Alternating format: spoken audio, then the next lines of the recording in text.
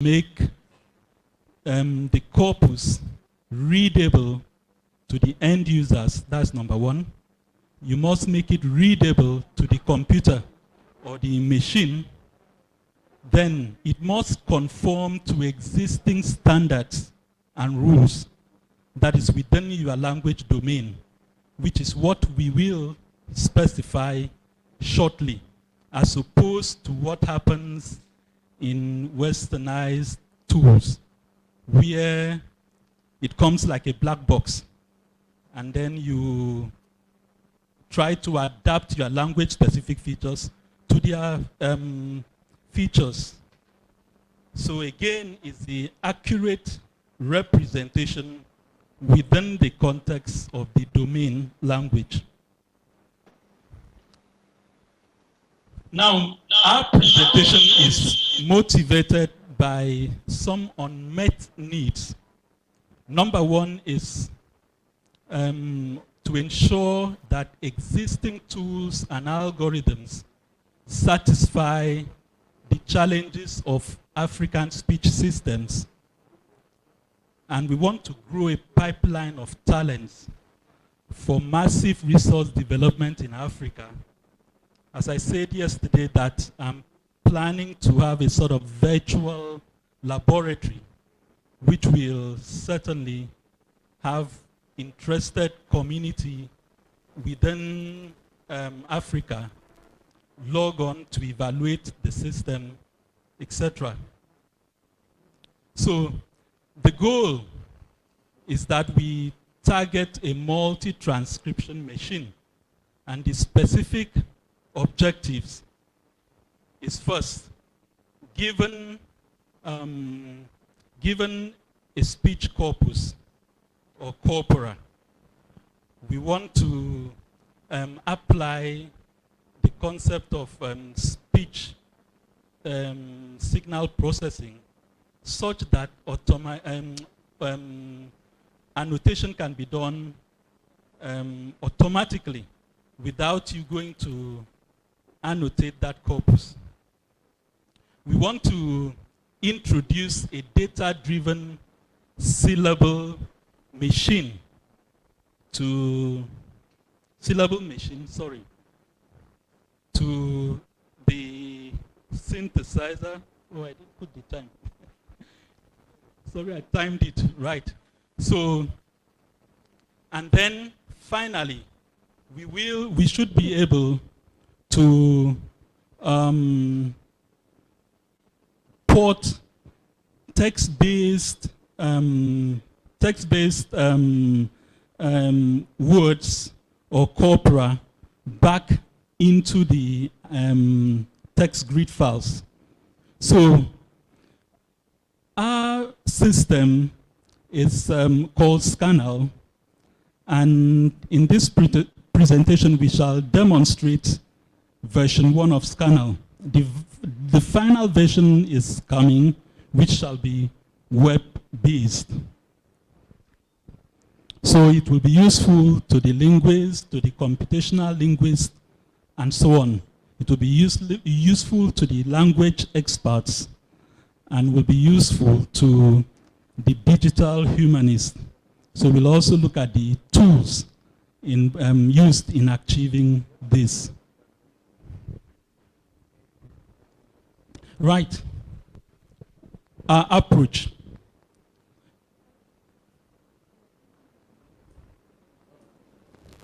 So first, we have a sound file recording in any language. So you need to record the sound file in any language, and then we pass it through a signal processing algorithm.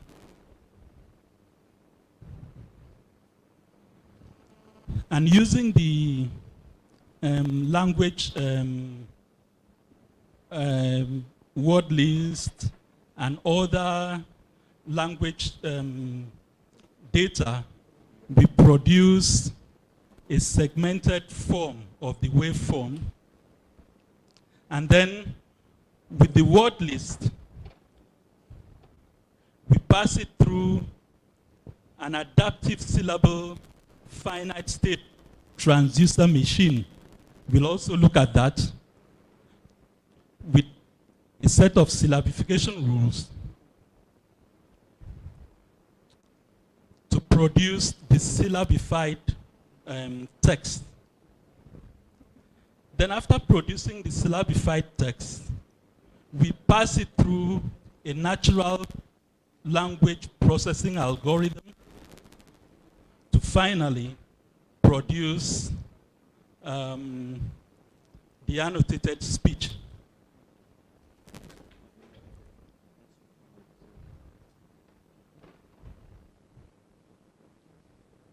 So the required data sets include your audio file recording, then certain templates are required in the speech assessment phonetic alphabet sample notations.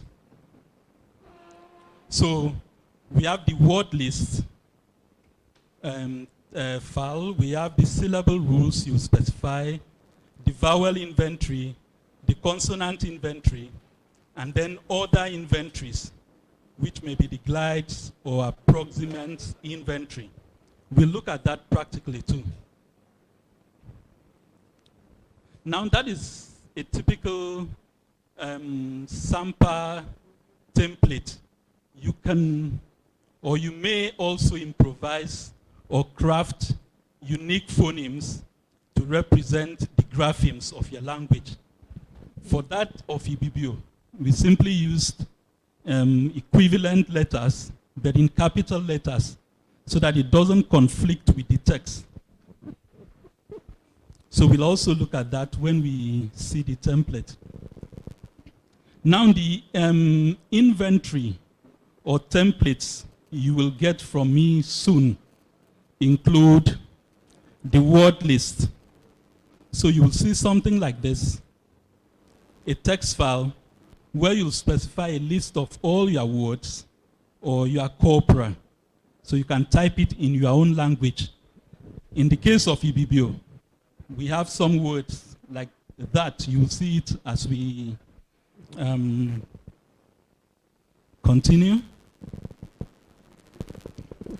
The second file is the syllable rules. In Ibibio, we have syllable rules. So we have the N rule. At the beginning, we have the vowel first. So if you have a vowel first, it should first of all syllabify it before proceeding. Then you have the CV, the CVs, CGV, CVV, C, and so on. Then what you specify again is what we call single vowels. I decided to break them down into single, double vowels, single consonants, double consonants, then the nasalized vowels, if you have, and any other specification you want. Like in Ibibio, we have glides. So glides that are like W, glides like R, and so on, will be in that file. So that's the workflow. But the workflow is somehow complex.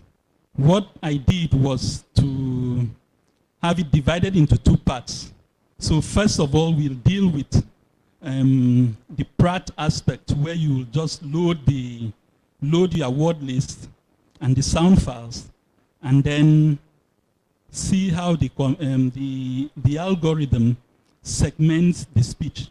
Then the next will be to run a simple file, and then it does the syllabification and then ports this thing back to the sound files for you. So you can then open it and then see the complete file syllabified. So we may not follow this. We'll just follow a two-step sequence. So we'll correct that and send the final files to you. Now, the limitation of this version of what you will receive is that no tone inventory yet. We've not included the tone inventory. Some voiceless consonants and errors due to speaking style were wrongly transcribed. We'll also see that when you run it, we'll go through the annotations and then see where. Like in Ibibio, if you say Anye, this algorithm will leave it as one syllable. Yeah, but later on we'll look at ways of making it to recognize that NY is another syllable, but other syllables are correctly transcribed. Now, another limitation is that compound words, if you don't pre-syllabify it, this algorithm lumps it. So if you have a compound word and you want it, and you want to pass it to this algorithm first, simply put a dash. For instance, in Ibibio, we may have a word like edap medrope. So between edap and me, you know it's a compound word. So you must separate edap and me. Otherwise, it meets two consonants. It will confuse this algorithm. And the algorithm will try to put one consonant or put the two consonants as a syllable. So apart from that, once you are able to separate the compound words, then your syllable or your syllables will be correctly handled. Now, for further work, we want to include a language model. What I mean by language model is we need some corpus, like in Ibibio, we have a corpus. We are building a mighty corpus of many words or sentences, and we also have tone transcriptions. So what we want to do is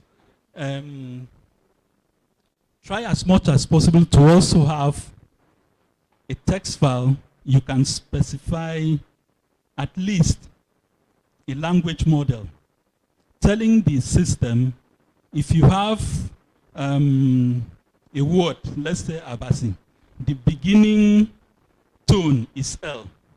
You understand? And then you leave the algorithm. The algorithm will search the corpus and pick the right tone marks.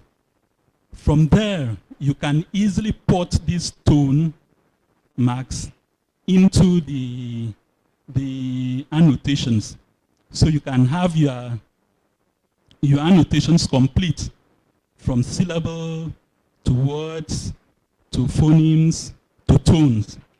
So the benefit is this application can help linguists or field workers complete the annotation in seconds or minutes instead of wasting hours in annotation. Another one is it's also helpful to the speech technologists. So you can now begin to do machine translation with ease, because when you have the labeled features, it helps you do the predictions easily. So you can also mine so much text that will help you do speech synthesis or speech recognition where need be. Now let's look at finally look at the report. A report will be produced so that when we are dealing with it, you'll appreciate. Let's look at a typical report that will be produced.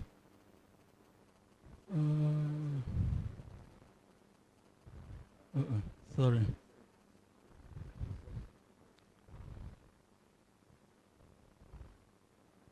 Not here.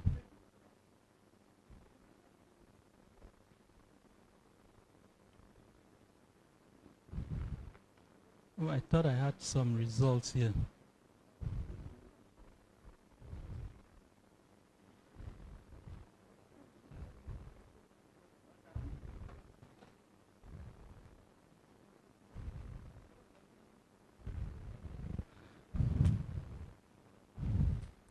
Okay, a typical result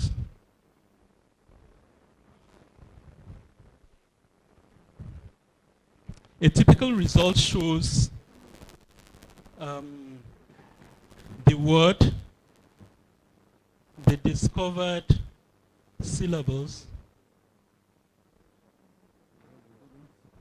Okay, you left it off. No, just continue. Okay.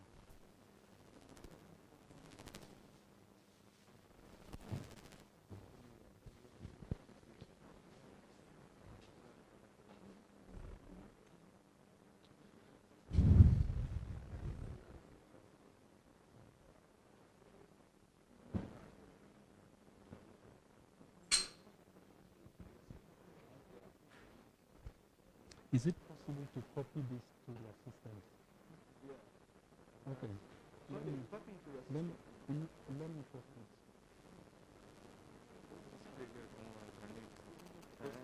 Okay.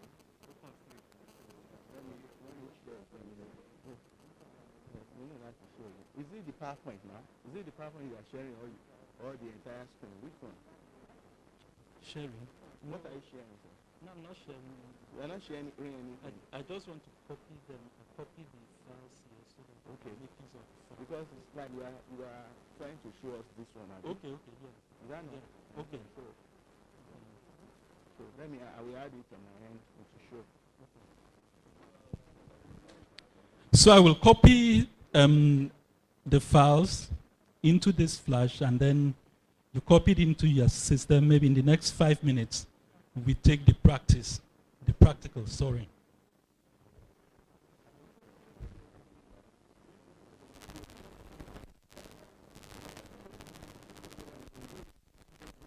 Let me copy.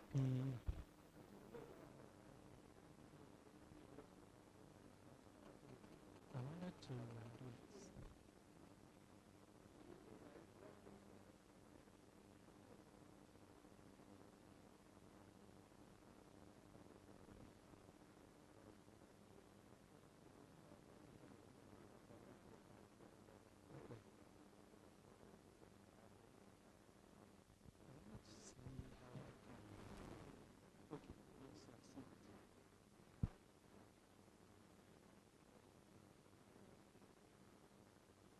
Is it F? I think it's F.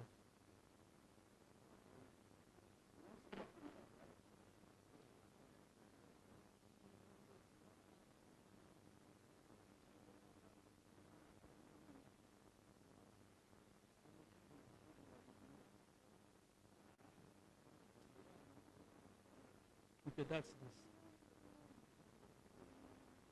Is it copied? Yes, it's copied. That's Unilag DH 2021. I think I have Pratt there.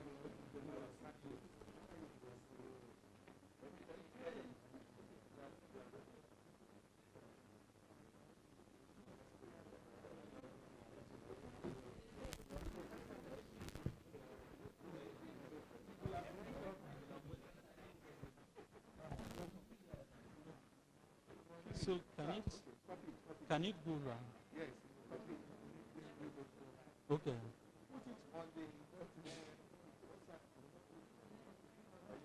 Okay. If you put it on the WhatsApp, how would they download it? Okay. It means that we will subject this thing to Unilag. Where can I put the link that everybody will access? Where is the thing? It should have just come here. You just create a link, then everybody will go to that link and download it. But you need internet, right? I know you know. So, okay, even if it is. Yeah, it's having I'm just done with it, but it's I need to build all the file. That is the folder. And the software? That is the folder, the entire folder. Yes.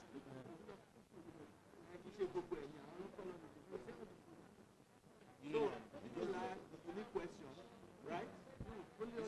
Unilag. It's a folder, Unilag. So let people come and use their flash to copy from you. I know, don't allow flash. So how do you distribute it?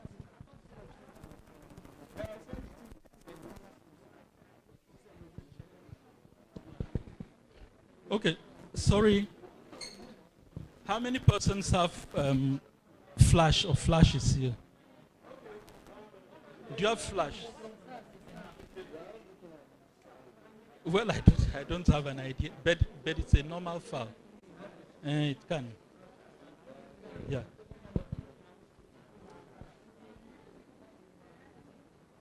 Sorry, do you have a Flash? I can just bring a Flash so I can use my system.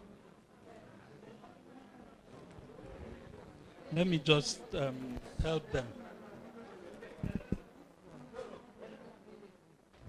Okay. I hope it is virus free. Well, just to ensure that we. Yeah. Let me just do that quickly, so that I will. Sorry, let me. I have antivirus here, so.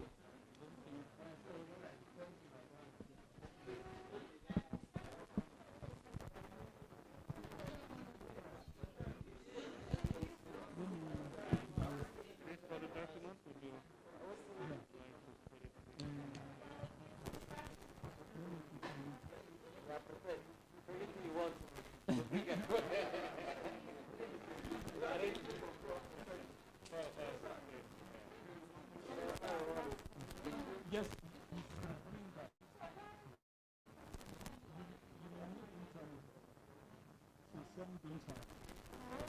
And so what I want to do is copy to directly to people's flashes, and then we spell this one. Now? No, not the one.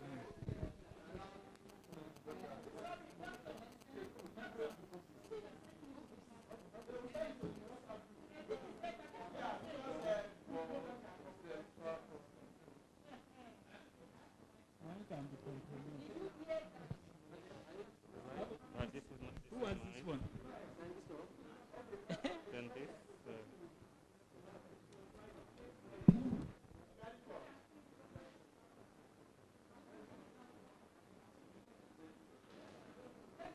Anywhere we want to stop, we can stop. I hope that doesn't function. We'll just stop somewhere. Huh? Wow.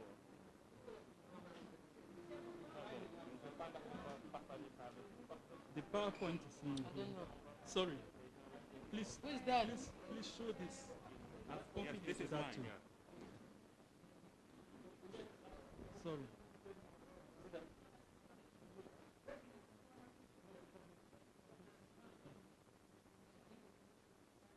Unless it's a higher version of virus that will destroy the system.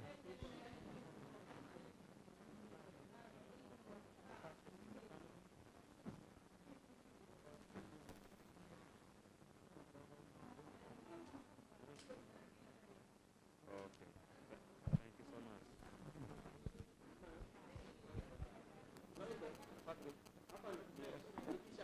Where is yours? The black one. Okay. Sorry, have you given it to? Yes, the one. Oh, that's yours. It's a folder Unilag BH 2021.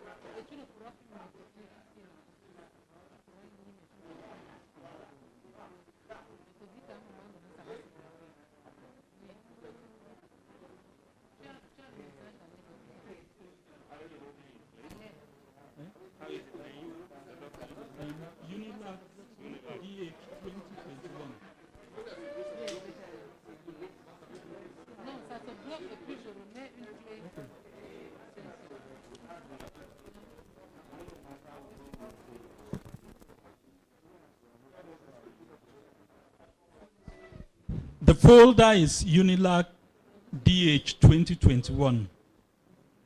So just copy that folder onto your desktop. Unilag DH 2021. It contains all the scripts and the files.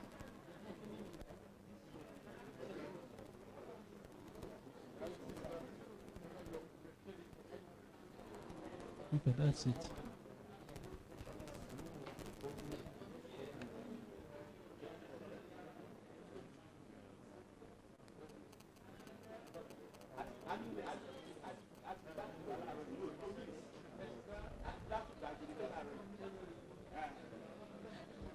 Where's your second video?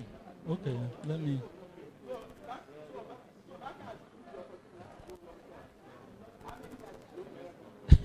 Why is it not? It seems it's not. Is this yours? It's like it's not copying. It's still at 0. What's wrong? It doesn't I work. don't know. It's not working.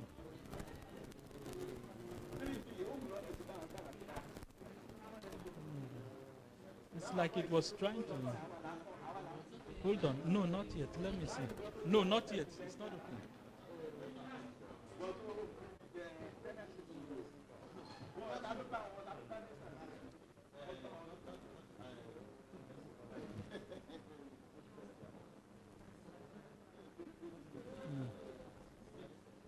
This one is also.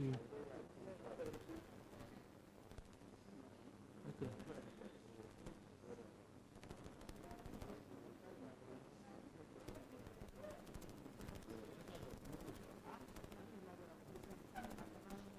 Okay. This one is complete. I'll try it again.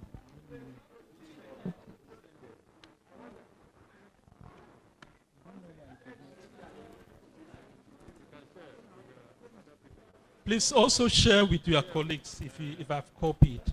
Just hold on. Hold on, I'll try it again. Oops, this one has a virus. Is this yours? Yeah.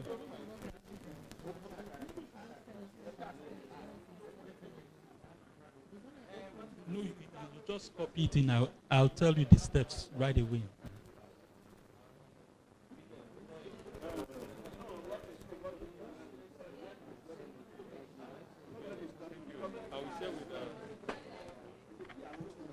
I've copied this. Let me see if this works again.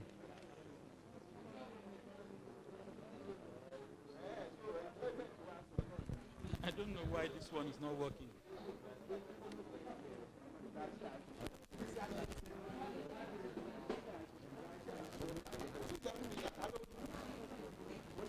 It's like it's not working. Hard disk, okay.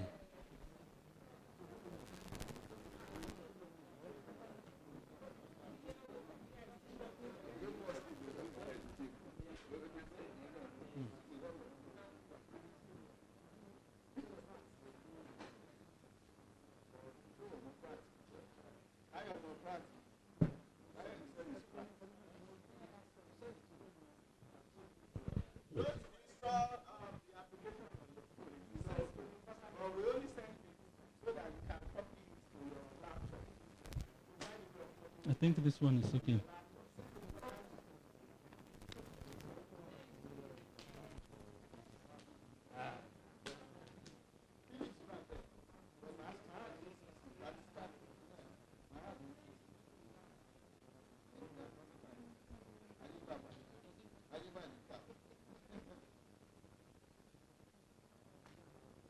I don't know why it's not trying to, it's not copying.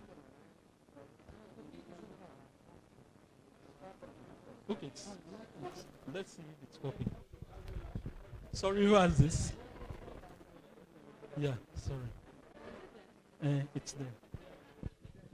Okay, just copy. Let's see how far we can go. Even if it's in the next 5-10 minutes, we should be able to do that. Please open up the DH. The name of the file is called DH, Unilag DH 2021. Unilag DH 2021. Have you seen the folder?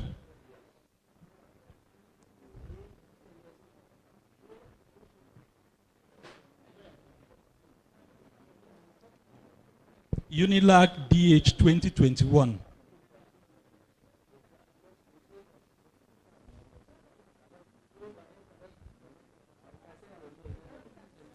Copy it onto your desktop.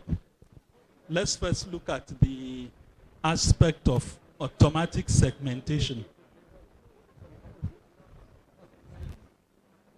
Have you copied? You've copied, right? Yeah.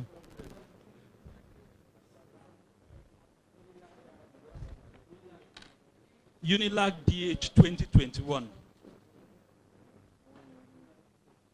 Yeah, I think it's copied now.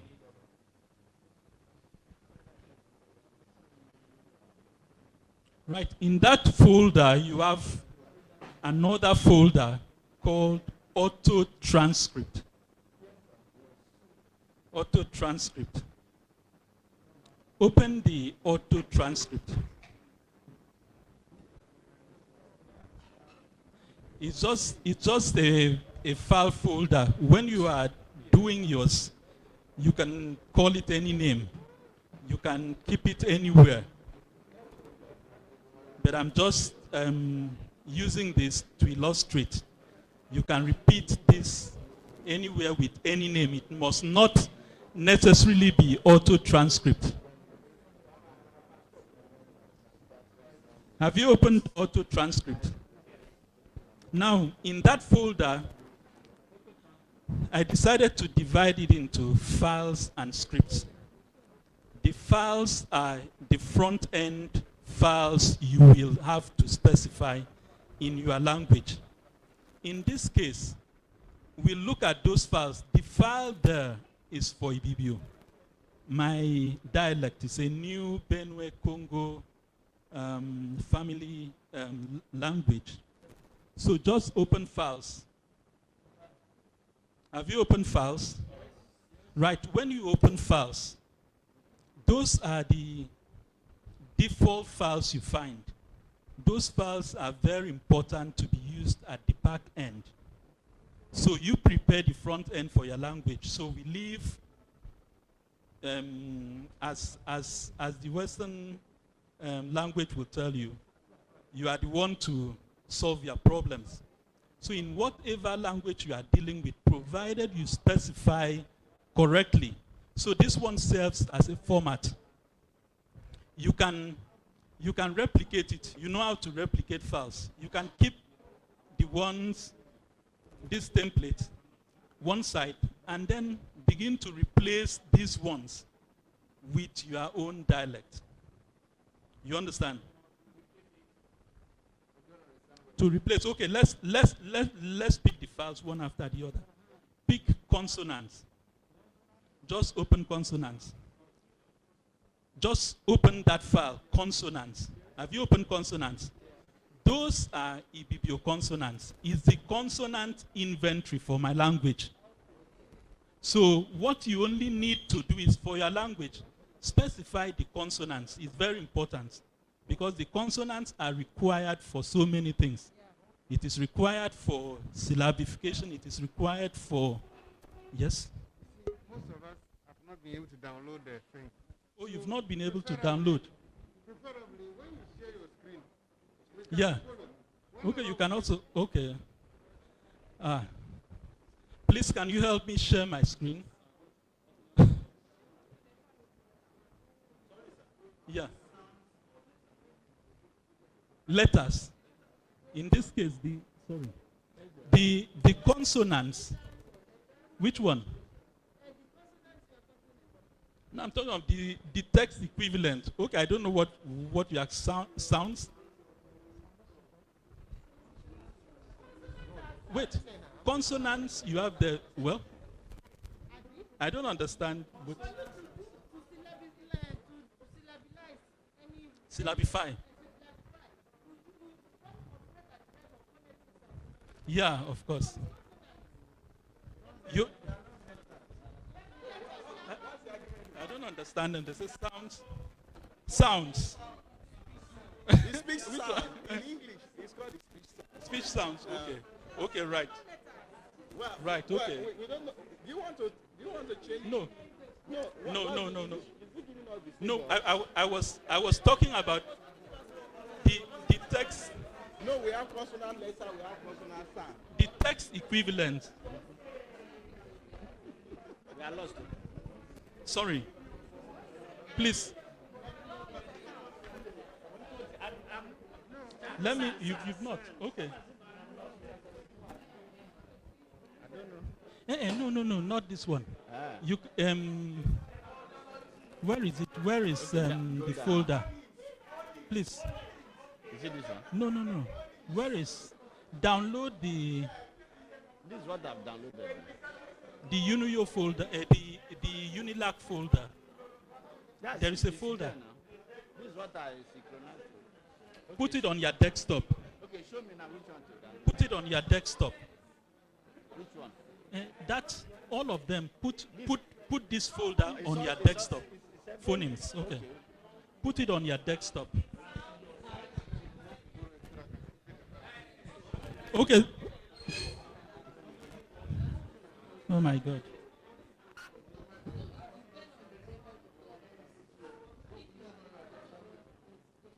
Sorry. Where is he?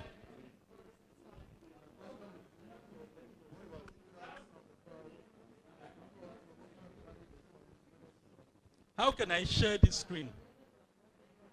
Please. Right. You've opened the consonants, right? Okay. Close it. That is one of the phonemes. Right.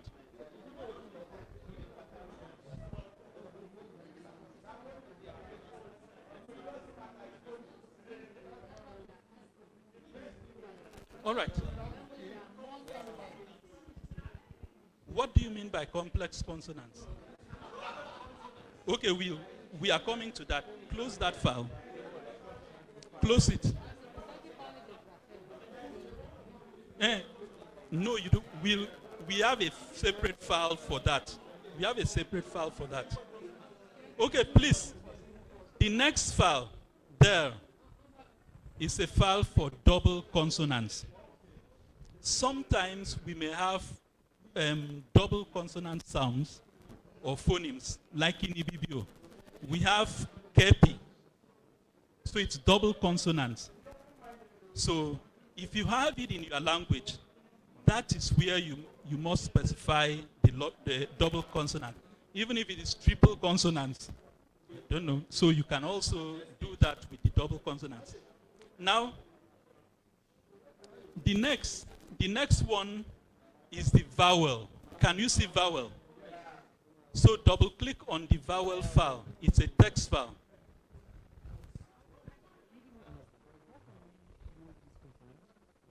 No, you change it to your own dialect. Yes. Replace this one with yours. You understand? But in this case, we are using for Ibibio. We want to demonstrate the application. No. Where is the folder? This is the folder here now. Copy it. I've downloaded it. Okay. You're only downloading the presentation. Okay, which one is the folder now? Can you spare your flash for him to to copy? Yes. Vowels. Please select vowels. Select vowels. Even if it means for now to familiarize yourself with these files, it's okay, because later on you just click on something and it does it for you. So please open vowel. The vowel file specifies, that is the vowel inventory. You've seen it. In Ibibio, we have some set of vowels inventory. But please listen. But can you see capital E there? Can you see capital E? There is capital E under vowel. Vowel, not double vowels. Capital E. Now, let me tell you what capital E means. Capital E is the sample notation for the upturned E. You know we have upturned E. The schwa, yes. And then we have the wedge. We have the wedge. What I did was, in order not to conflict with the vowels, I replaced wedge with V. I replaced the schwa with capital E. You will do so for your own language. Maybe later, just form something for your own language and run it and see how it works. Do you understand? So try as much as possible. Maybe also look at the sample. You know the sample template. You can coin it from the sample template. In EBBO, we have the O and the dot, the O sound. O and the dot. I replaced it with capital O. That is the sample equivalent. Are you following? I replace it with the capital O. The essence is, if I want to now build the grapheme equivalent, you know what I mean by grapheme equivalent, to include those schwa, to include those wedge, I can simply develop a grapheme to phoneme converter, and it does it for us. So that one is easy. What we want now is to see all of them. You want to all of them, yes. So the next one is double vowels. Double click on double vowels. Just familiarize yourself with the vowels. If that is all we can do, just familiarize yourself with the vowels. Have you done that? Now, the double vowels, change it to your own dialect. In EBBO, we have the O sound, we have double vowel for it. Like obong, it's like the lengthened form of the short, the lengthened form. Like long vowel. Yes, like obong. So we can, yeah. Yeah. No, later we'll meet. Okay, now listen, if you don't have double vowels, leave that file. Don't delete it, just leave it. Because the algorithm, the back end needs it. So you can leave it blank or just leave it.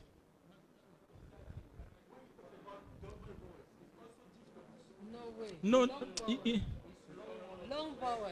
it is long vowels. Yes.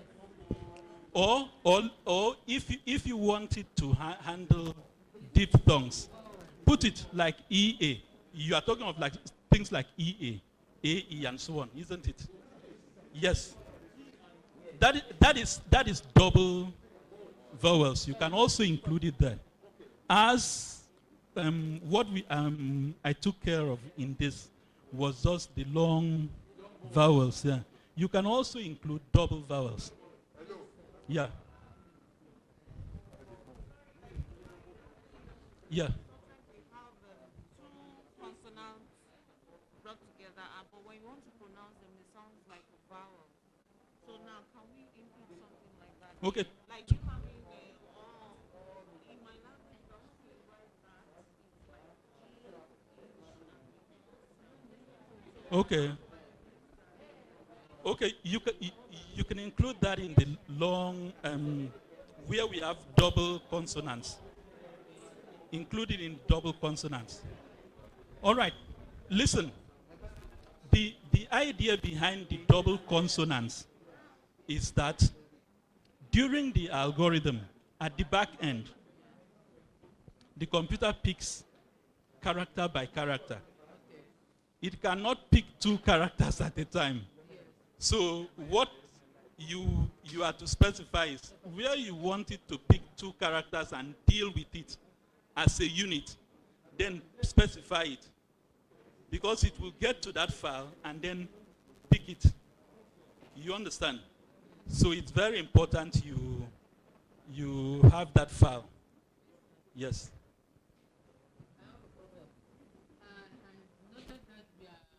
Working at the phonological level, not in orthography. Because if we are in orthograph, we will consider each sound as a grapheme, meaning that here we will not have long vowel. Instead, we will double the grapheme to represent the long sound, the long vowel, or the double consonant, the complex consonant. That's where I'm confused. For instance, if you have AA, that is long. That is what I mean by a long vowel, right? Is that okay? B. Okay.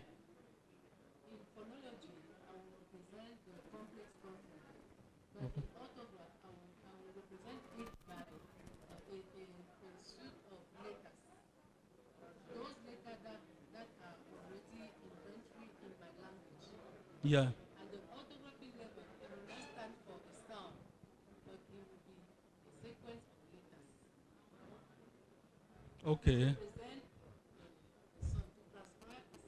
Okay, but does that match with the word you are providing? Because this specification, you are picking it from the words.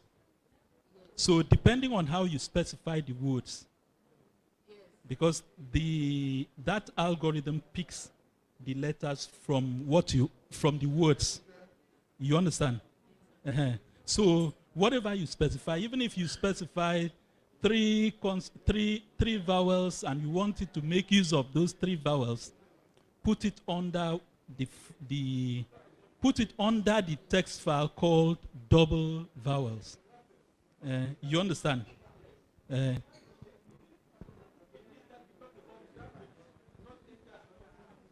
No. Graphemes. Yes, it's different. Oh. Yes. My problem is about diphthongs, because we have seen vowels, we have seen double vowels. But now when we have OA, EU, how can we be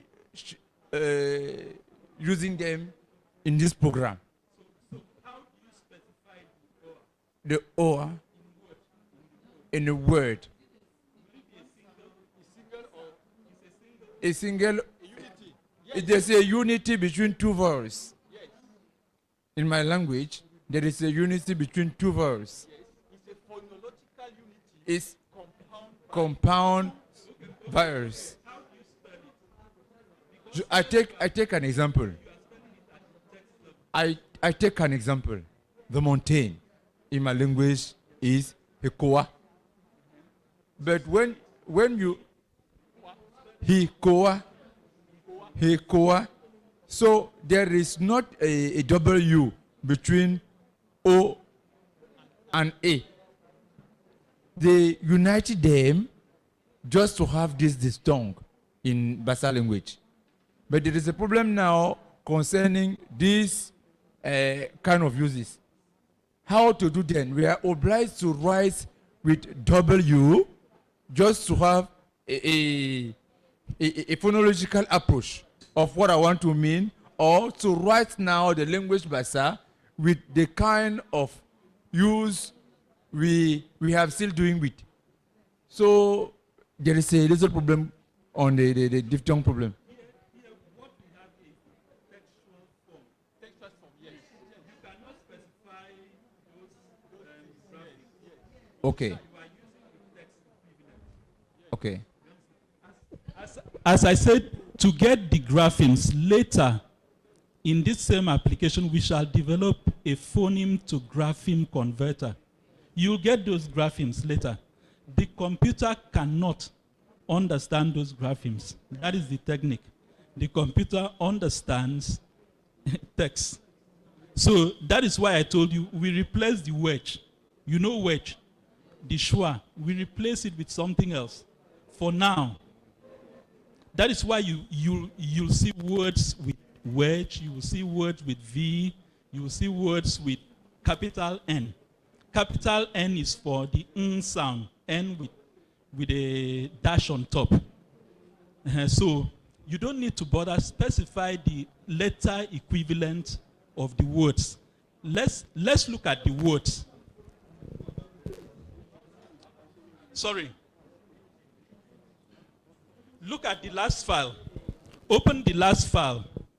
Open the last file. The last file, Word. Word text, yes. Open the last file. You've seen the word text. Scroll down and then you won't see any grapheme. It's just the letter form. Just go down. You will see the set of words I've inputted there. So those words, where you see capital V, it's an indication of the wedge sound. Where you see capital N, it's an indication of the N sound. The maybe N with a dash on top. That is the N sound and so on. So in this case, we want the computer to process these files. This is our front end. You understand? This is our front end, and it's easy to specify in any language. In Western algorithms, in the algorithms you see, or black boxes, these things we've separated are embedded into the algorithm. So you have no chance to do this. You only have chance to submit something to them, and then it makes use, it tries to adapt it to its own algorithm, and then sometimes it fails, sometimes it works. You understand? Then, lastly, let's look at the segmentation. We may not be able to, later on in the day, I'll just give you the file for you to do the remaining aspect. But let's look at the segmentation aspect, which is important, is detached from the other part I will give you. That one is simple. But let's look at the segmentation. Can you go back to the auto transcript?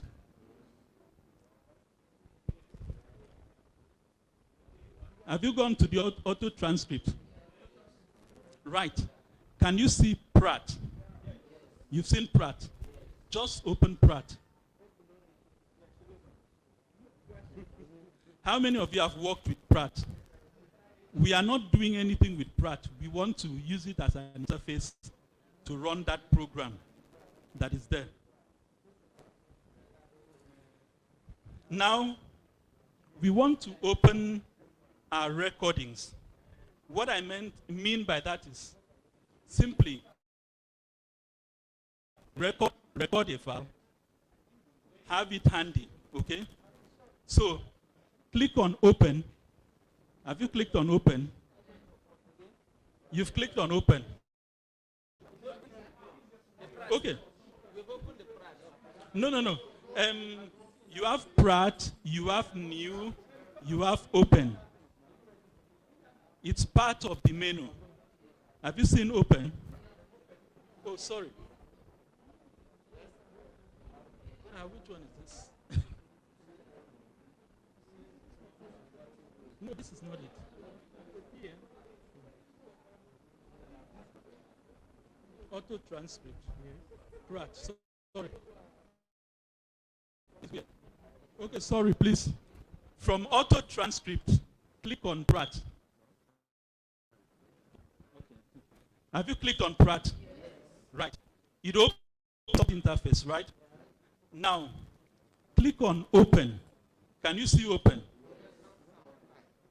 Now, open from File. Open from File. Have you seen that?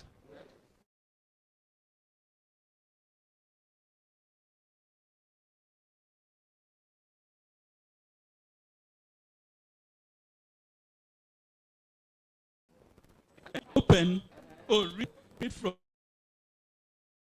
file. Then when you click read from file, okay, now it comes up with that interface.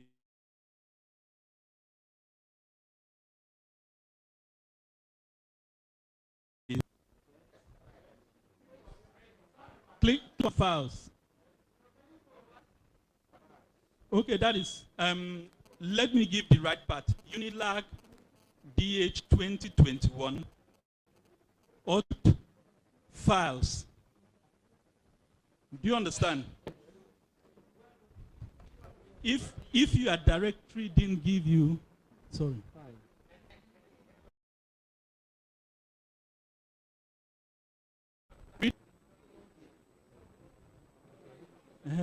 When you click read from file, it gets you into the Unilag folder, isn't it?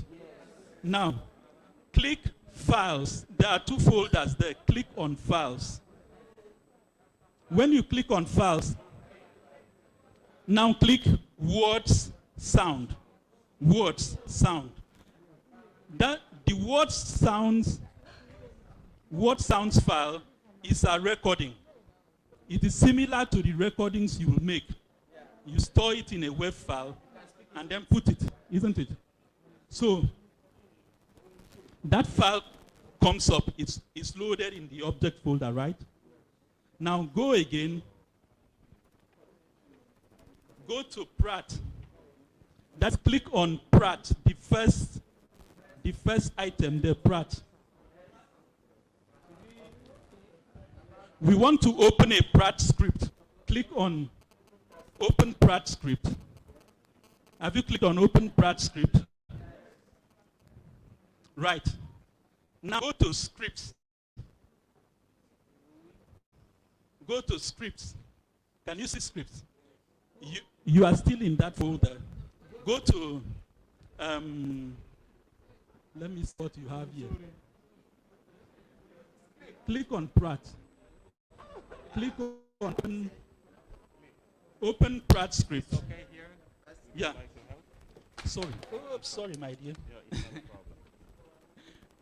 We are in the haze. Click on Prat. Click on open Prat script. Right? And then go back to auto transcript. You will see scripts. We want to open the scripts. Mind you, we have two folders. Separated it into files and scripts. So open scripts. And then you see Prat. Open Prat. Have you done that? Then there is a file called marked syllable. That is a syllable algorithm. So you click open Prat script. It will bring a yes, go back to auto transcript. Auto transcript, right? Click on scripts. Open scripts. Click on Prat. So auto transcript, scripts, Prat. Then you open, have you clicked on Prat? Then you open marked syllables. Marked syllables.prat.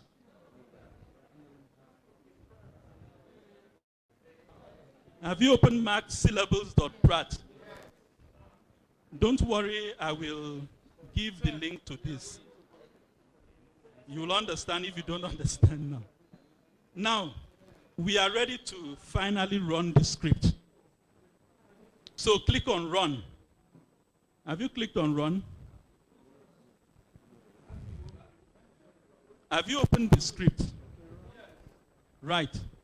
Click on run. Okay, fine. You've already, just click on run. Or select run. And then wait. Have you clicked on run? A dialog box comes out. Click on OK. Let's accept that. A dialog box comes out. Click on OK. Okay, sorry. Click on OK. I said go to this. If you will, then go to script, go to Pratt, and then you click mark. Did you do that before? No. Yeah. You were late. Then you click run. Okay. And then you accept it.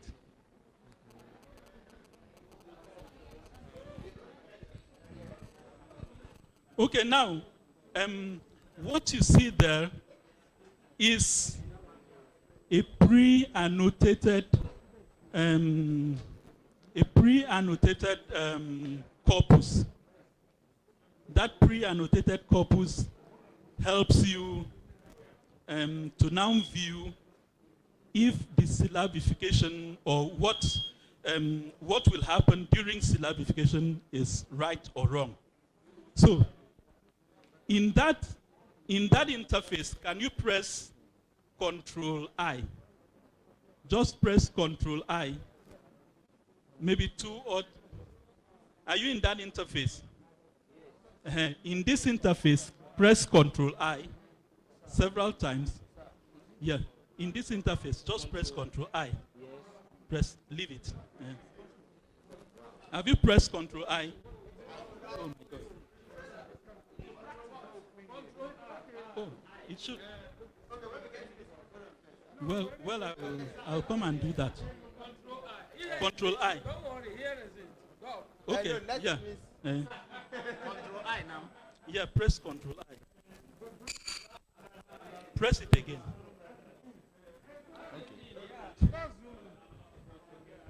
Okay. Okay, now it's working. It should come up. Okay. What you have there, as I said, is a pre-annotated form of the corpus.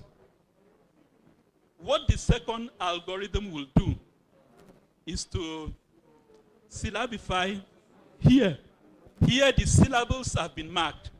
So what the second corpus will do is to syllabify the file and then dump it into this algorithm, this corpus. The Control I.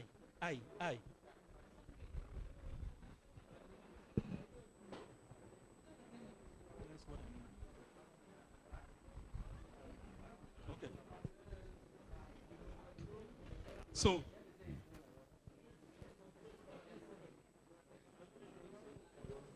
yeah, I'll come and so. Yes, click OK. I think that's all. And then you wait. It should come up. Okay, hold on, I will come. Yes, that's the.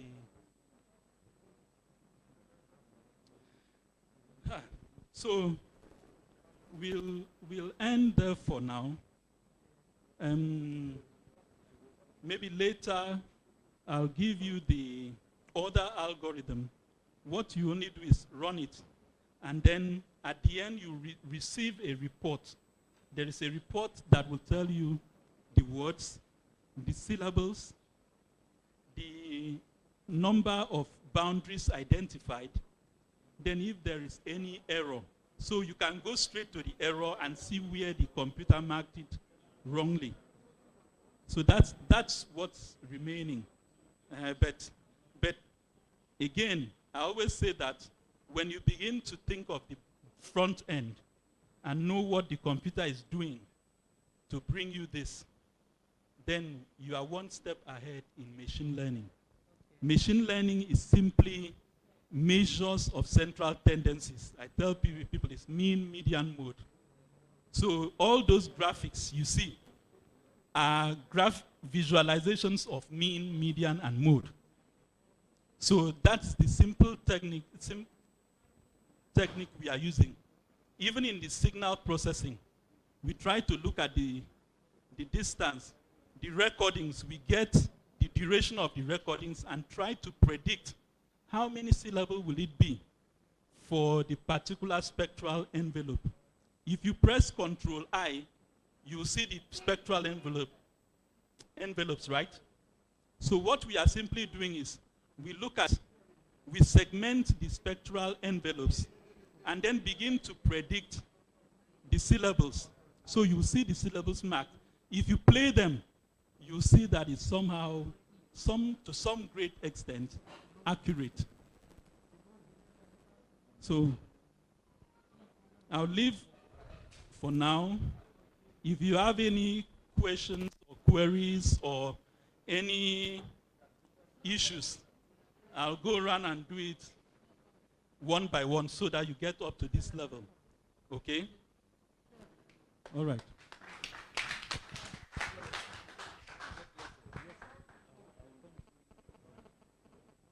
Please give him a round of applause.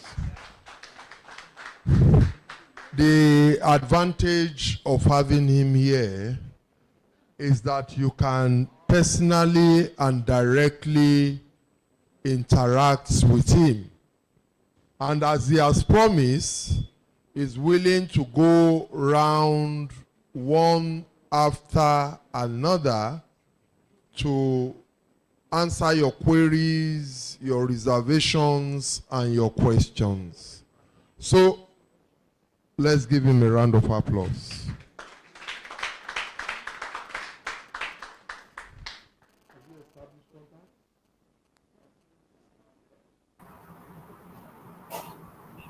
Huh?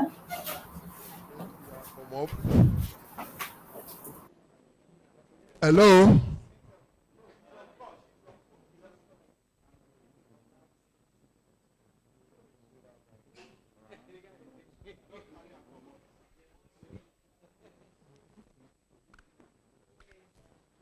Hope you're enjoying yourself.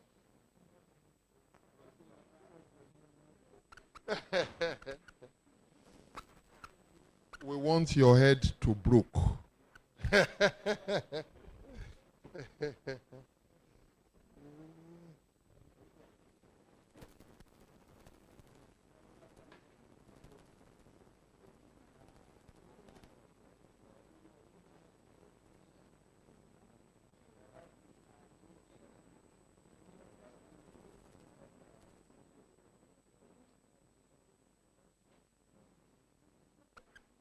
She's still on phone?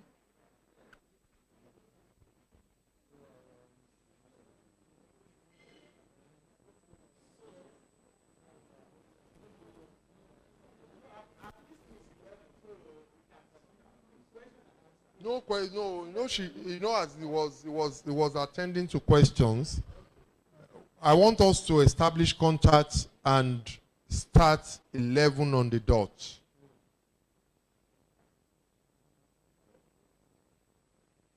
On, and now I have my information. Yeah. Because after this we have a bit of a but we will all now. be okay. After this presentation. Okay. No, I have to hang now. Bye. Where's Walia? Bye.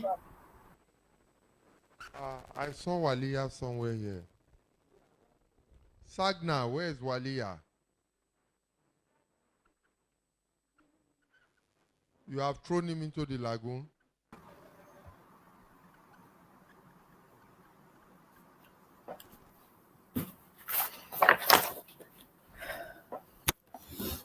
Hello.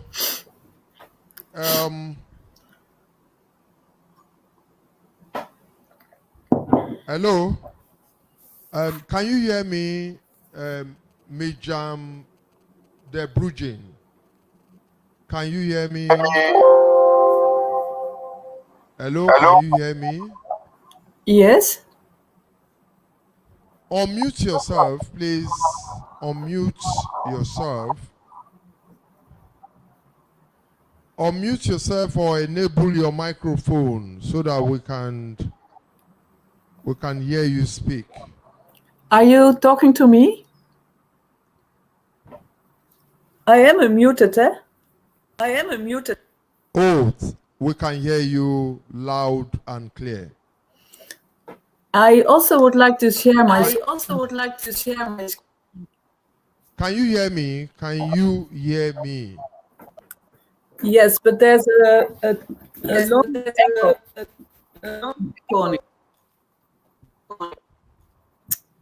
Doesn't work very well.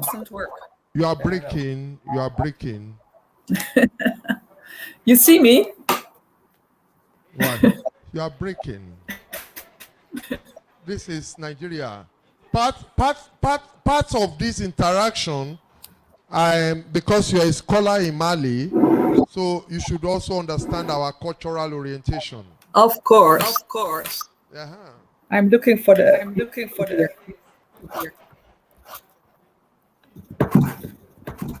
Hello. Yes, I'm here. But I thought So maybe. I'm here. can you but I hear thought me? maybe- Can you hear me loud and clear? Let's try with a micro. Let's try with a micro.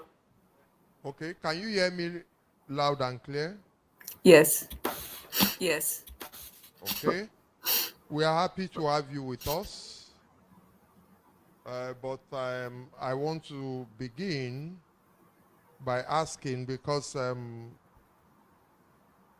my own culture, if there's no vowel within a consonant constellation, I provide the vowel.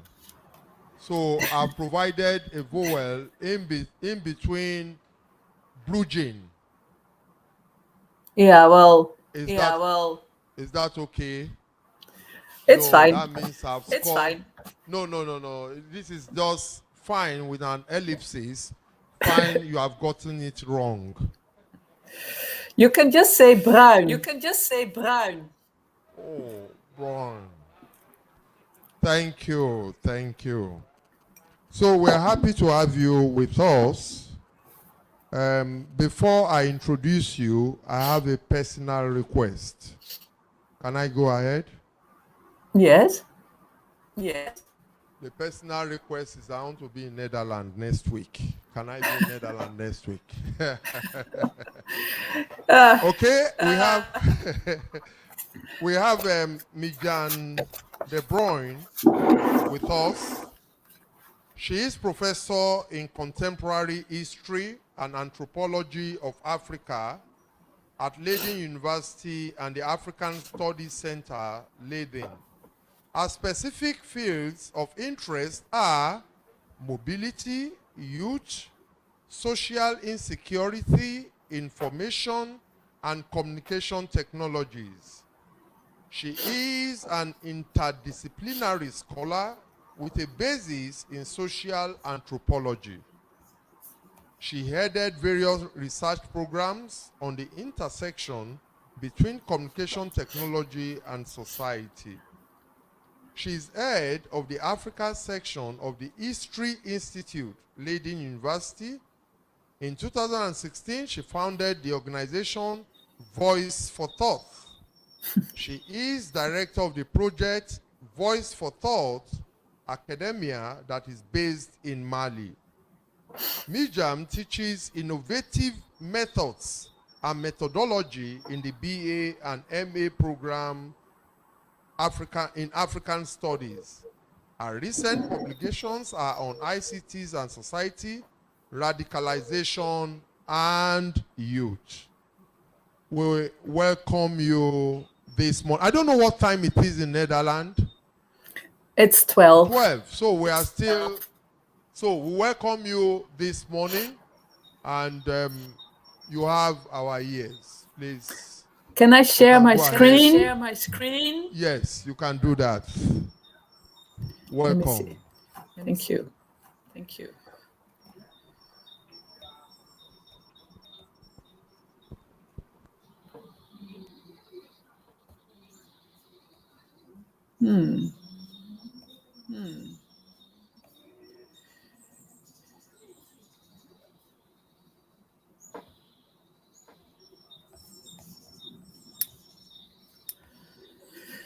I think there's a small thing here. Let me see. Good morning, everybody. I want to share my screen with you where I have my PowerPoint. So let me open the PowerPoint first.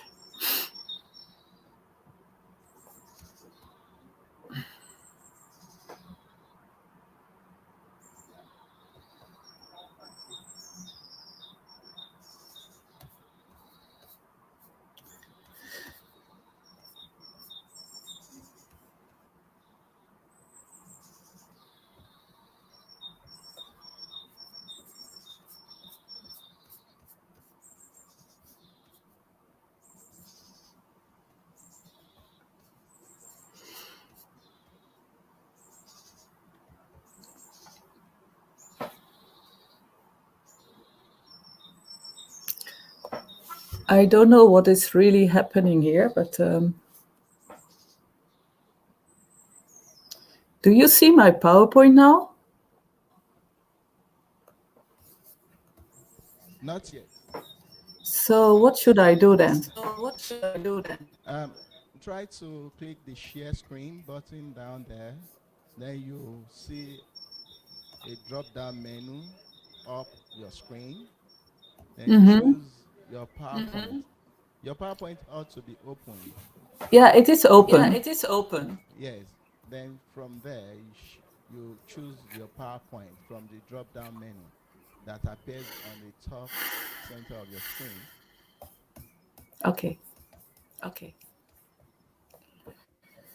But now I lost. But what do you see now? Nothing. None. Okay, so I go to share screen, not so? Well, we can only see you. We can only see your face. I say share screen. You see it now? Would you like to send your PowerPoint to that email quickly? And then I think that's better because this. But let me see. I do share screen.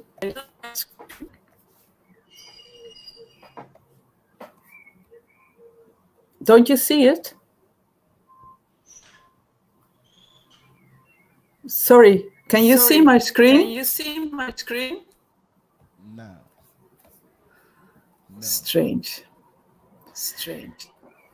Okay. Did you allow the app to access your screen? Yes, I do. We can't see your screen yet. And I need the PowerPoint to have my talk. To give my talk. Yes. Can you just pause a moment and send me the PowerPoint so then I share for you? Okay. I will do that. Thank you.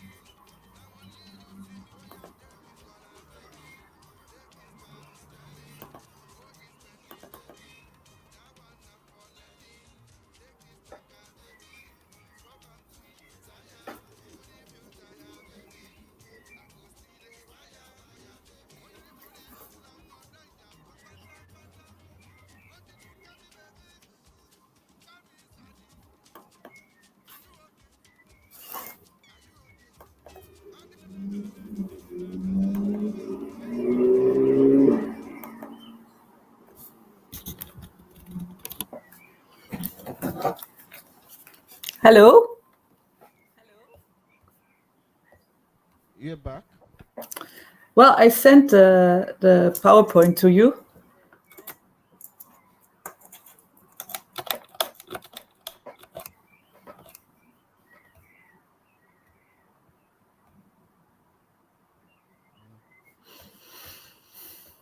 If not, we do it without the pictures.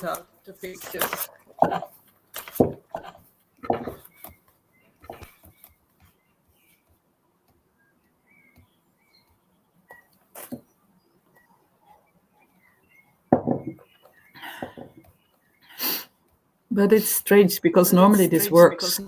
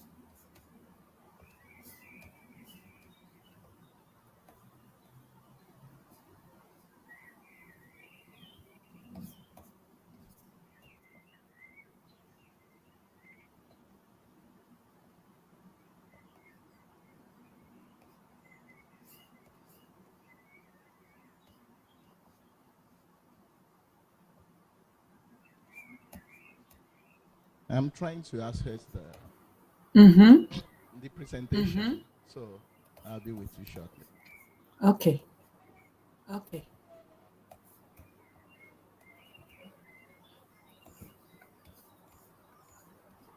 It's even.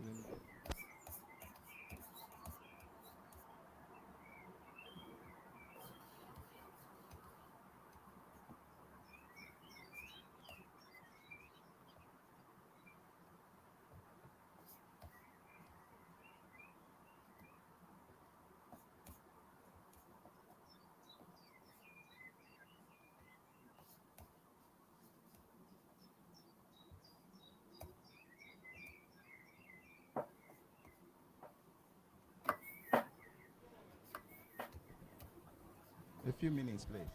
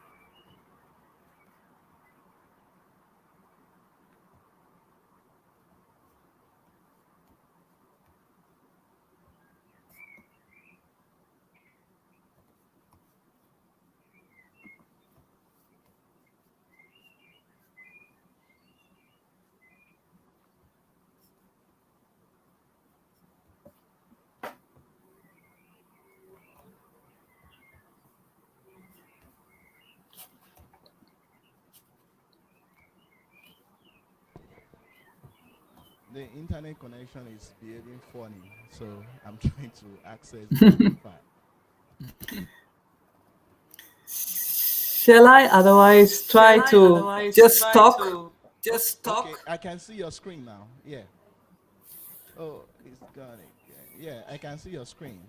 Do you see my the PowerPoint? Yeah. The PowerPoint? Yes, I can. I'm afraid. Okay. Instead of you are supposed to choose from the drop-down menu. You are supposed to choose only a year. It's fine that way. Then can you put it in presentation mode so that it can be bigger?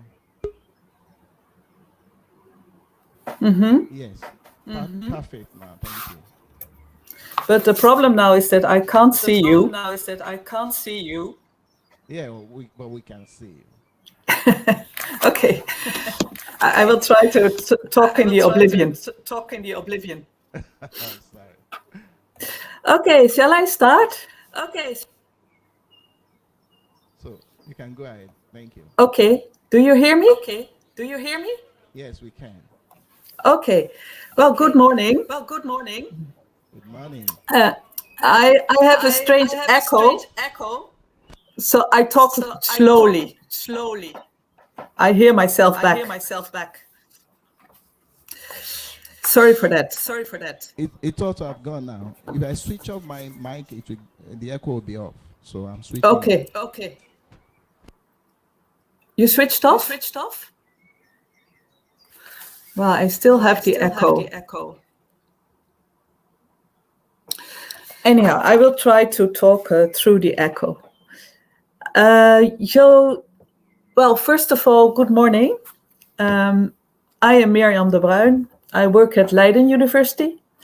And I did research in the Sahel for a long time, since the 1990s. 1987, in fact, was the first period I was there.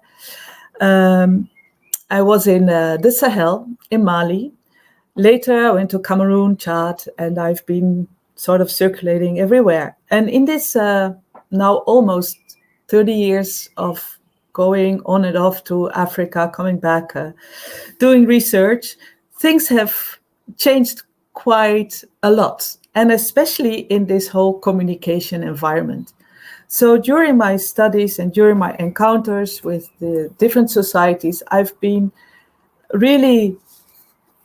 saw all these changes. For you, probably the digital now is quite normal, but it wasn't in those days. So what I want to do here is how this, what we say, mediatization of the environment of a researcher, how it has influenced our practice of doing research, and also how this can become a practice of the future, and what kind of issues then come to the fore. So I go to the central question of this talk, which is how does mediatization of the researchers, so our or yours in the future environment, the field, there where we do our research, influence the practice of doing research. And in research here, I'm basically referring to ethnography. I'm an ethnographer. So it is a digitized communication environment in which we work. I am from area studies, and of course then there is this strange relationship between those researchers who work in Africa but remote, are at distance. But also when you're in Lagos and you work in the northern parts of Nigeria, you are distant. So distance is something that is part of these kind of area studies fields. And in this, especially this field, there are a lot of hierarchies in knowledge production. So in my talk, I will go into these issues and see how this digitization of our field, so the mediatization of our environment, changes the research questions, in fact, our life as researchers. To do so, I make a comparison between the period that I was working in Mali in the 1990s and the period today, 2021. I've been working in Mali ever since, 87, in fact, going back and forth. Maybe first, before I continue, I will go into three sort of questions. First, methodological.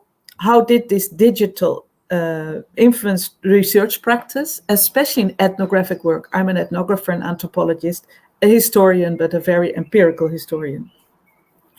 And I will look into this question on how it changes our methodology in relation to the research I am doing in the Sahel, and also how this influences publication, but especially the practice of collaboration in the field.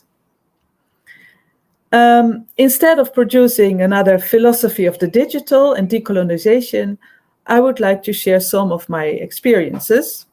So I will take you into my ethnographic practice, which is embodied research of immersion within the field site and the use of ethnographic sensibility.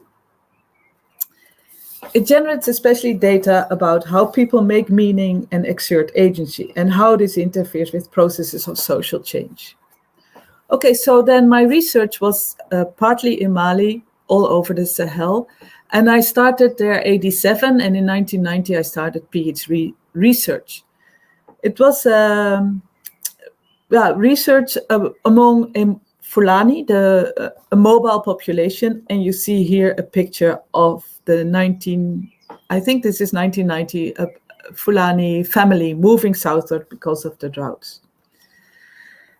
I also did a lot of work, so I did ethnography myself, worked there, lived there, was with the Fulani. I speak the language a little bit, well enough to collaborate and to work on my own.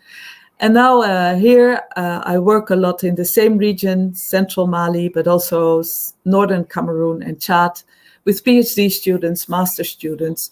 And in collaborating with them, I am still almost constantly in the field. And the man you see here at the front with the blue jacket, with the shawl around his head, is Amadou Djigoro, who you will see more in this presentation. And I've been friends with him from 1990s when we started our work in central Mali. It's a remote region, so-called remote, because remoteness is what we define. Nomads are always connected one way or the other, but far away. This is Amadou herding a cattle. What is ethnography? In fact, ethnography is embodied research practice of immersion within a field site, and you use ethnographic sensibility. It's a feeling that you have of a person. And knowledge that you generate is how people in fact make meaning and how they act, how they exert agency. It is quite something you have to be close to people. You cannot just do that remote. But this has really changed now in times of the digital, because the remote, what does it mean today?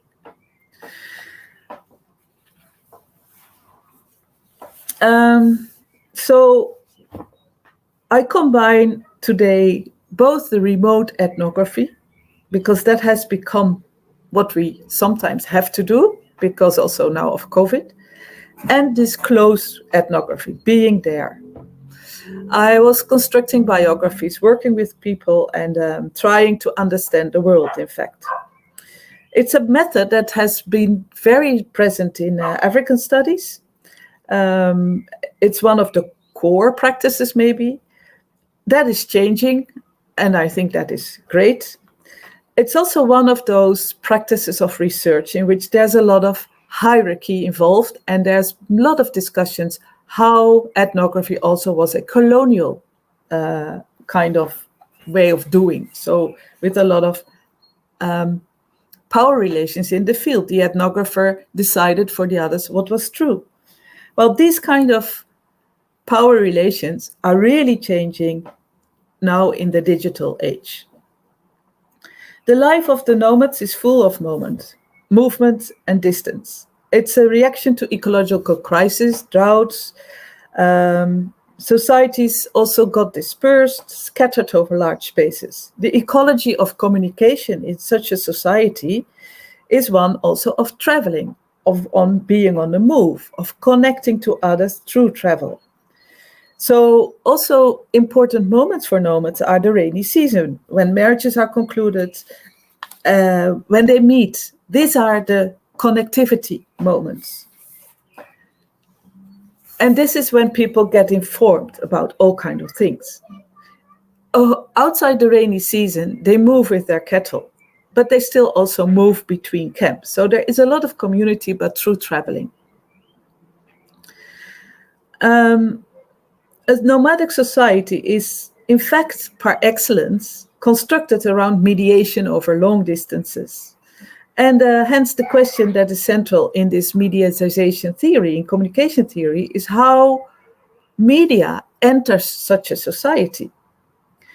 I think that nomadic societies are communication societies per excellence. So what then does a mobile phone and this mobile communication do? So that is something I've been doing research on. This is what a few ideas of this communication ecology. So the way nomads communicate is through markets, marriages. In the rainy season, it is dense. In the dry season, it's very, not rare. But then distance is no communication, or you have to travel, and travel takes time. So then we go to this theory of mediatization. Mediatization research investigates the interrelation between media communicative change and socio-cultural change. It's in fact looking for how do people communicate. And then if technology of communication changes, it's clear that such processes of mediation will change.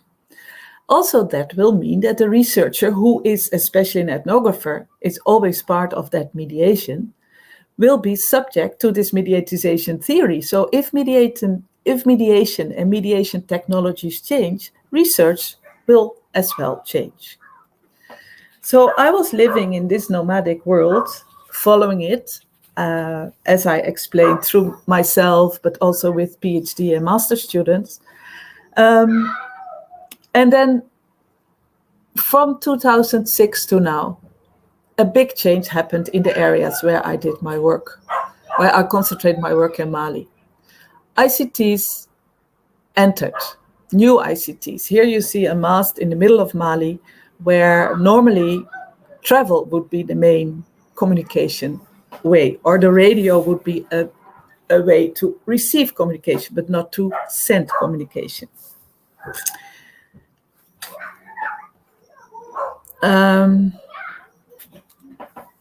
So it's important to realize that the entering of mobile phone technology, the way people appropriate it, does do something to the society itself and to the interaction of the researcher with such societies.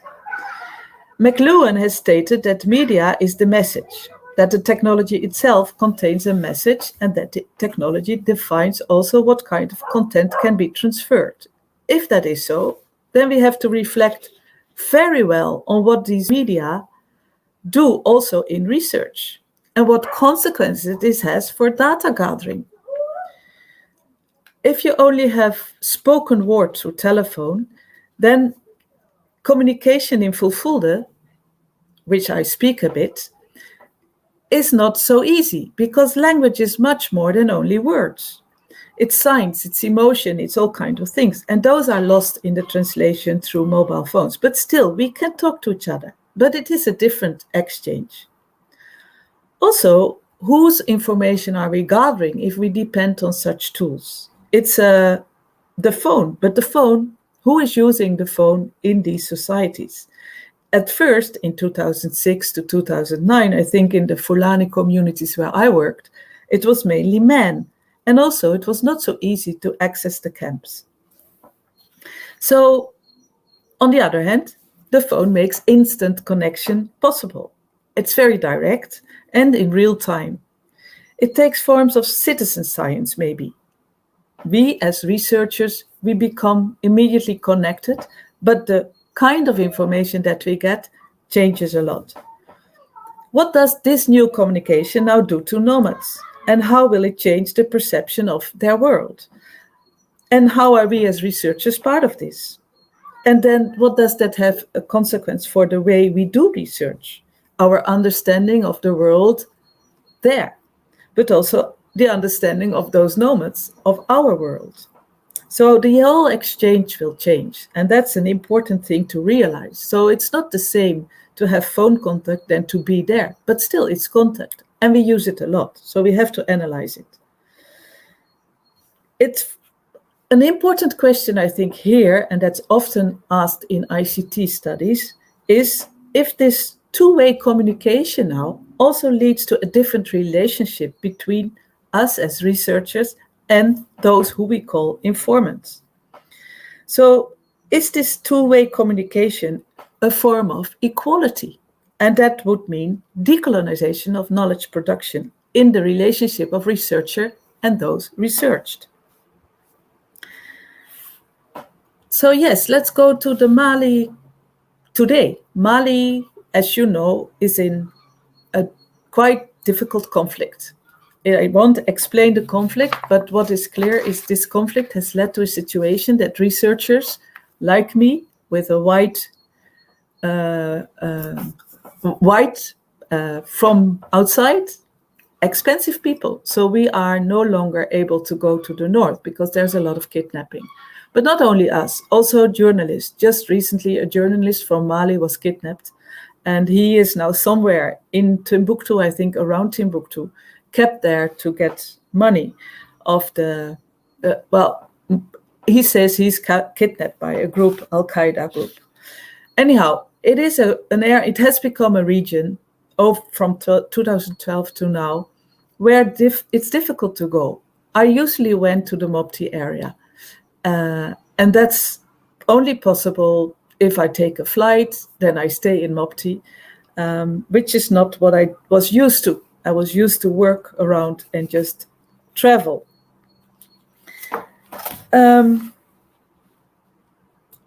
So there is then a relationship of intersubjectivity, that now the dialectic relationship between researcher and researched, that becomes quite different in the digital world. And in a time of conflict, it becomes the only way that we can relate. So that's interesting. Just an example how people communicate in those war sites. It's like, these are pictures that I send around on Facebook and in all kind of circles, especially also WhatsApp. Smartphones, everybody has a smartphone today. The voice phone has been replaced by smartphones. Also, the nomads do have smartphones. Here you see Amadou, who you saw at the beginning. He today has a smartphone and regularly goes to in the neighborhood of Maas and communicates also with me while I'm in the Netherlands. They send photos, audios, videos. So there's a whole way of new communication, although the distances are terrible. So messages are not only calling, they are sending videos, photos, audio messages. And this now has become almost a field of research. Travel has become replaced by phones for nomads. Here you see a picture where the nomads in central Mali unite to discuss the conflict situation in their region. You also see there a person filming. This whole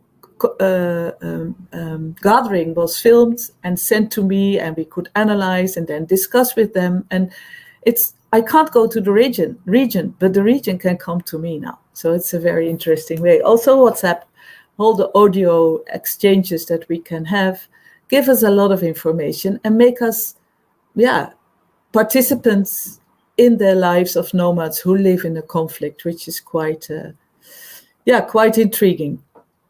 But also we follow the conflict through experts who can travel still to the region, like here a griot, Nyenyo from Fulani Society. He is in Bamako, but he works for a refugee organization, goes to the regions, stays in contact, and I'm often in contact with him. But also the IDPs. There's a lot of traveling in conflict. And reconnect, because the nomads with whom I worked for long all have their smartphones. So we talk and we exchange. But as I said before, this is not the same as ethnographic fieldwork. It's now ethnographic virtual fieldwork, which is quite different, and it has a lot of consequences for the way we do research. But these tools of the mobile phone, with all its possibilities, have become so important to follow regions that are no-go areas. And it's really important that we follow these regions and know what is happening. So the slides that I showed you already show a bit what kind of that research now entails. Another one to follow the conflict is follow the flows in social media and internet. There's a lot there, and the nomads also link to it, because it's now no longer non-accessible for them, as the masts have improved and they have access to 3G. So there are a few points of discussion that I want to share with you.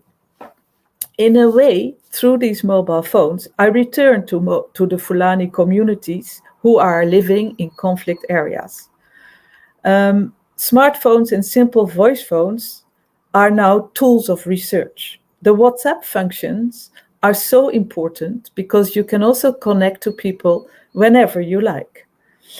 In earlier work, I analyzed the mobile ethnicization, because this kind of communication that we do have now has a lot of consequences for the way we read society. It seems right to conclude that the effect of talking through mobile phones, of reading messages on Facebook, is that we become encircled in closed circles. Algorithms define who we are linking to. So we have to be very aware of that. The solution for that is that I search explicitly for contact in groups. I try to call people. I try to be also outside of this algorithm-steered kind of formation of groups on the internet. But also these data direct us to think that the conflict is easily turned into an ethnic conflict, because that is what we see, for instance, on Facebook pages. In social media messages, you read how tensions are growing. When you talk to people, it's often when they have problems. They won't tell you when there's nothing going on. So you get a certain image, and you as a researcher have to be very aware of this. The WhatsApp groups and Facebook groups have ethnical orientations, and these ethnicities are multiplied over the years, and oppositions are created also online. But are these also offline oppositions? We have to be aware of not too easily taking conclusions from the research we do as ethnographers online. And how do we check such information? This is crucial, of course, in conflict areas and these kind of unclear situations. What we hear and see on the social media needs to be double checked. And if we want to see it as facts, then we have to really be aware that other facts might be hidden somewhere else. So we need to continue having contact with people directly. I think only doing research on these social media platforms is not telling us the whole story. It's a discourse, and discourse may be a little bit reality, but it might also not be.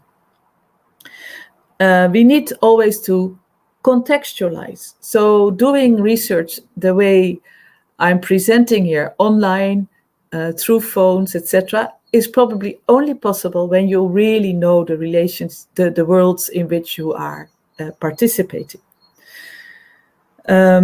But then it's sometimes, as in the case of Mali, Northern Mali, the only way that we still can do research. So it is good to do it because contact with these areas is very important. But all these deliberations and all this what I shared with you also means that our research practice has changed a lot. I think the decolonization of research and the way area studies are organized is now really a possibility because we can exchange, we can share also our ways of doing. So it's an interaction field. It's no longer only the researcher who searches, but it's the researcher who interacts and the researched who interact back.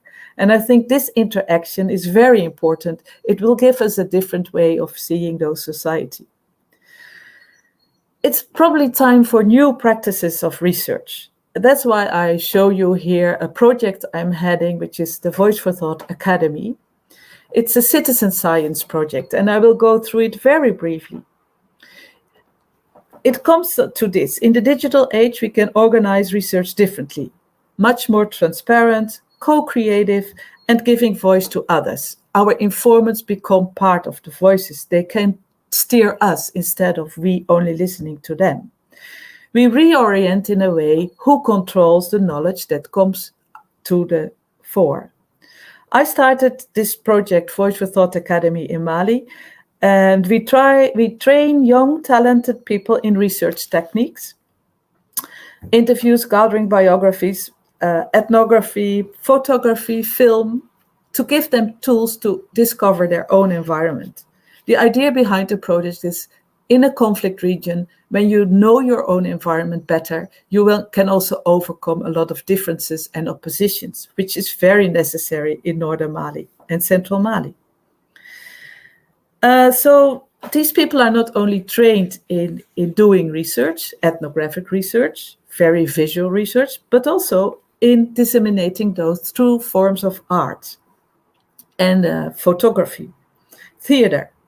This is to form a group of young people who can act and show what they found in villages and everywhere they want on stage and start discussions in public. So that is the idea of a sort of citizen science ethnography exchange project.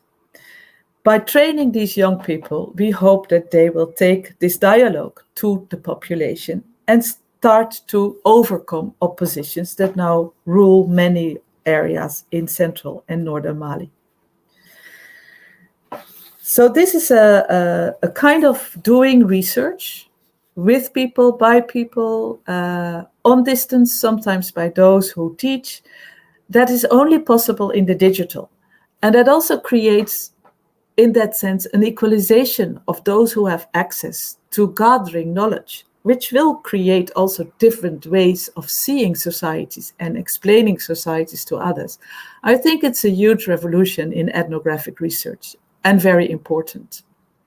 What we do further is we make an archive. The archive has all the data gathered by the young people in their villages, and this is meant to be accessible also for the outside world. Because then another image of the world can be shown. And it's not only the anthropologist or the historian who's telling the story, but it's the people themselves. And we are quite successful, I think, in spreading this message. People read our messages. We have a website where the researchers publish, show their work, and try to start interactions with the public. This is also how these youngsters can finally influence policy, and through a critical analysis of their own environment. So I think this is probably the ethnographer in action, me as leading this project through and with colleagues in Mali, trying to get youngsters, young people into knowledge production in their own ways, to get a different story of the conflict areas of Mali out, and also to start different ways of talking about it and acting in these conflict areas. So yes, so we are really changing our research practices. We are changing our work as professors. We need to, and it's ongoing. It's not yet, we are not yet there, but it's ongoing. And I think it's a discussion that we have to have about the field that is both on and offline. It never stops, but we can so well use it and integrate people who live there and here in a discussion together about things that happen and interpretations of what happens. This is, of course, all intersubjective. It's about co-creation. It's about a dialectic relationship between different people, different areas. It's about language barriers, etc.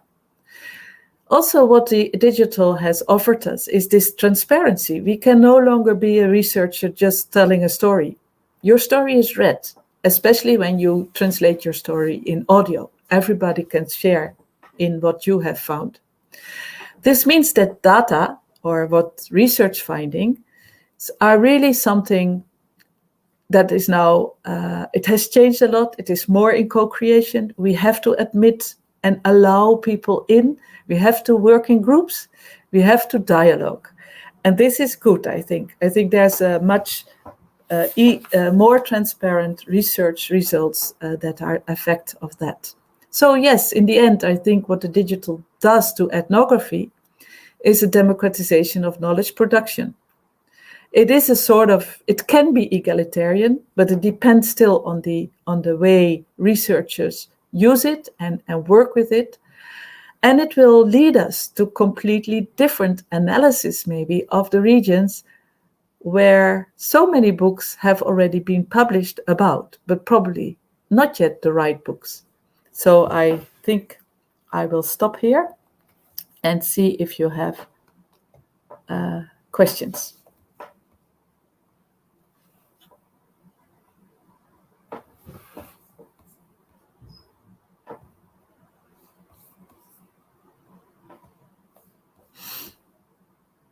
Hello, am I back? I can't hear you. Let me see. Probably you have to unmute me.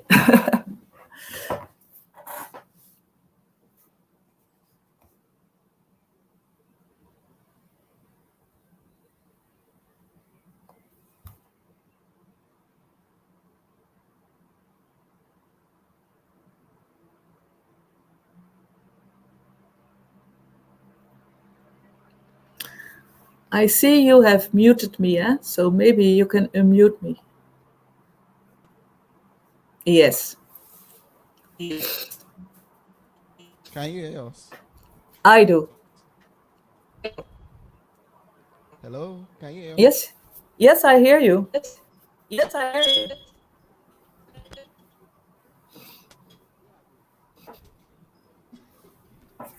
Okay, Miriam. Yes. Thank you for the presentation. Yeah. And I can see that many of the participants here were keenly following you. All right, mute. I can hear myself. Okay. And I think some of us have some questions for you. Will you be willing to take them one after the other? Or you want all the questions first, then maybe 2 or 3 you questions. then take everything together? What will you prefer? Well, we can do 2 or 3 questions and then I answer and see how that goes. Miriam, can you hear me? I hear you. Okay.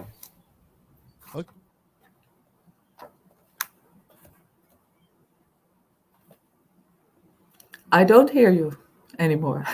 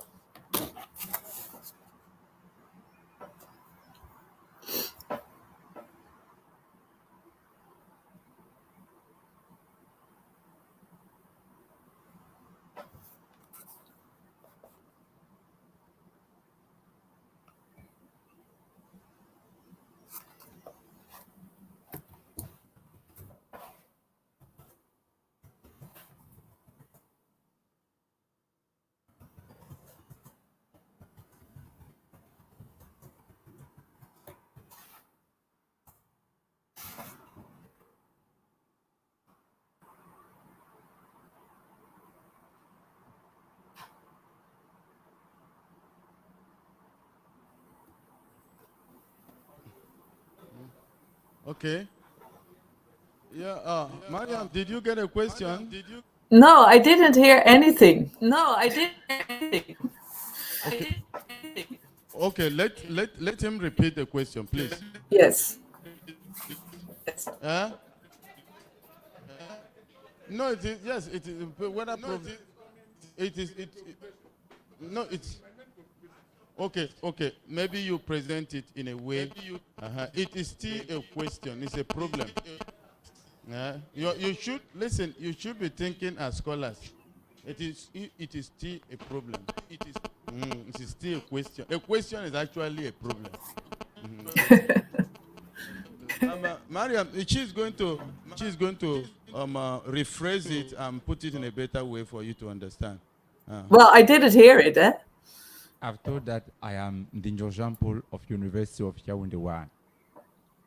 My main preoccupation is talking about the ethnography, where we have in one side the digital ethnography using WhatsApp and Facebook, where people are still interacting and you are still using this place, this other territory in order to understand the kind of problem. And at the other side, we have this ethnography in which you go and meet the people on their places. Traditional ethnography. So those two join ethnography now. I want to know really if the interaction between the digital one and the traditional one are still helping us now to involve in certain cases of research.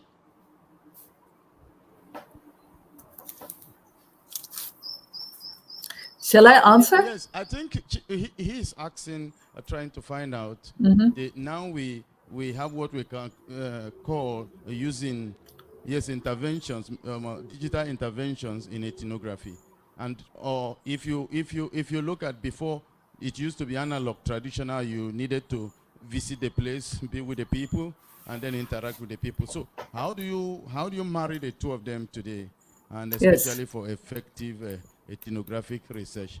in comparison, or just as we do DH now. So how do that is? I think that is partly his problem.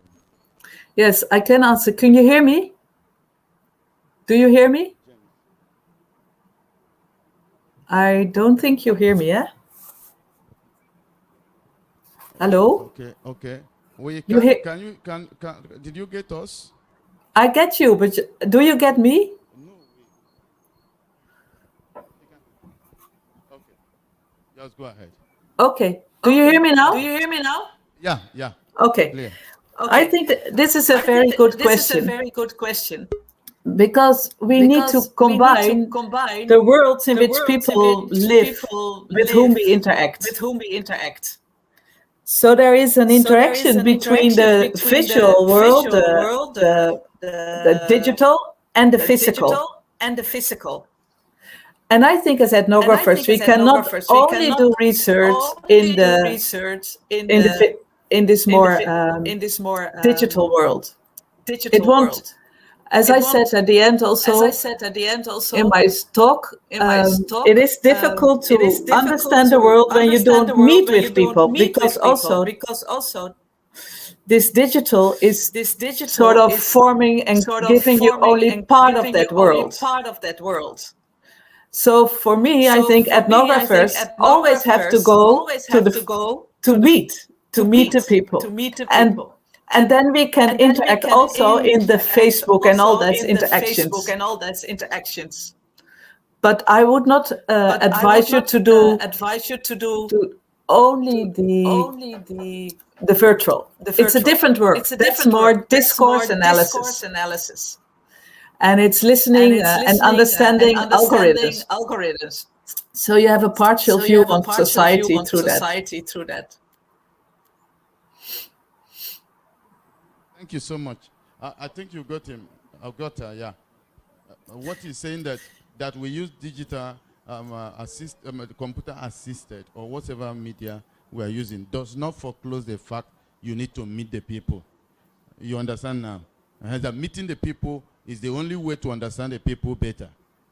But you now have the tools at your disposal that will create accessibility and all, then blow up the project. And it is better, you are better understood, you are better seen, and your research and all those things. So you have to marry the two. That's what she's saying. Yes, do we have any other? Number two, who is number two? Okay. Okay. Thank you very much for your presentation. And thank you for your question. I was going to ask you how you handle the issue of bias in the digital pictures and voice notes that people send, but you've already attended to that. So my second question is the activities of Voice for Thought Academy limited to Mali alone? Yeah. My name is John. I am from Chrisland University in Nigeria here. Yes, Voice for Thought Academy now is in Mali, but we are thinking to expand. And I think it's something that everybody can pick up. It's so great with the digital environment that we have.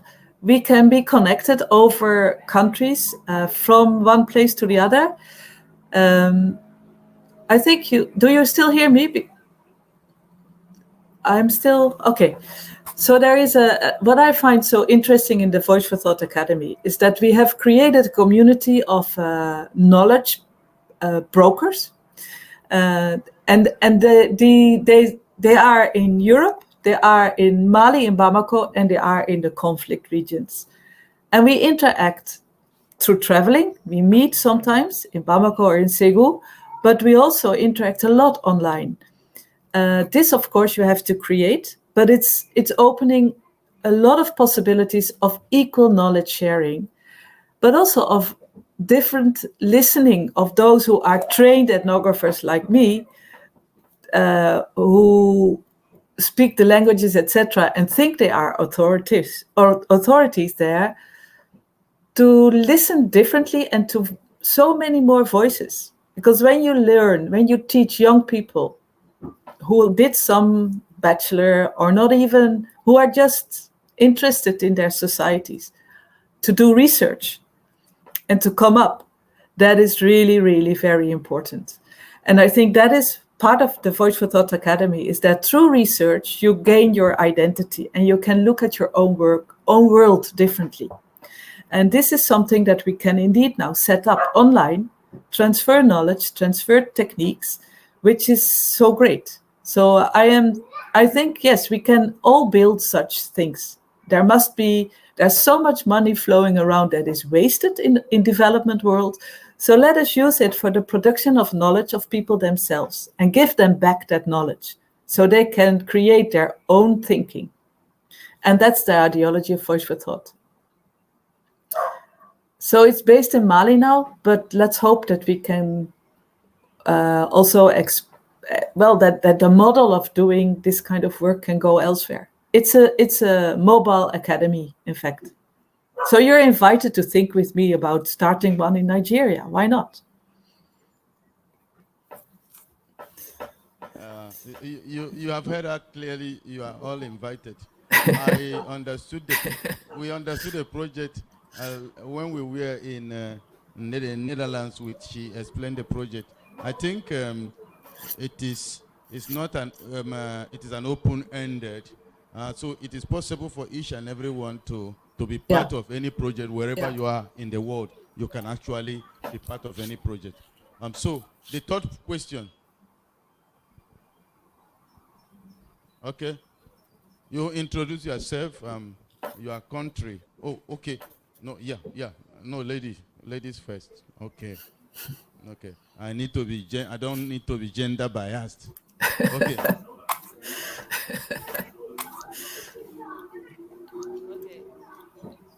Congratulations for your presentation. You did a very good presentation. Thank you. Thank you for your very good presentation.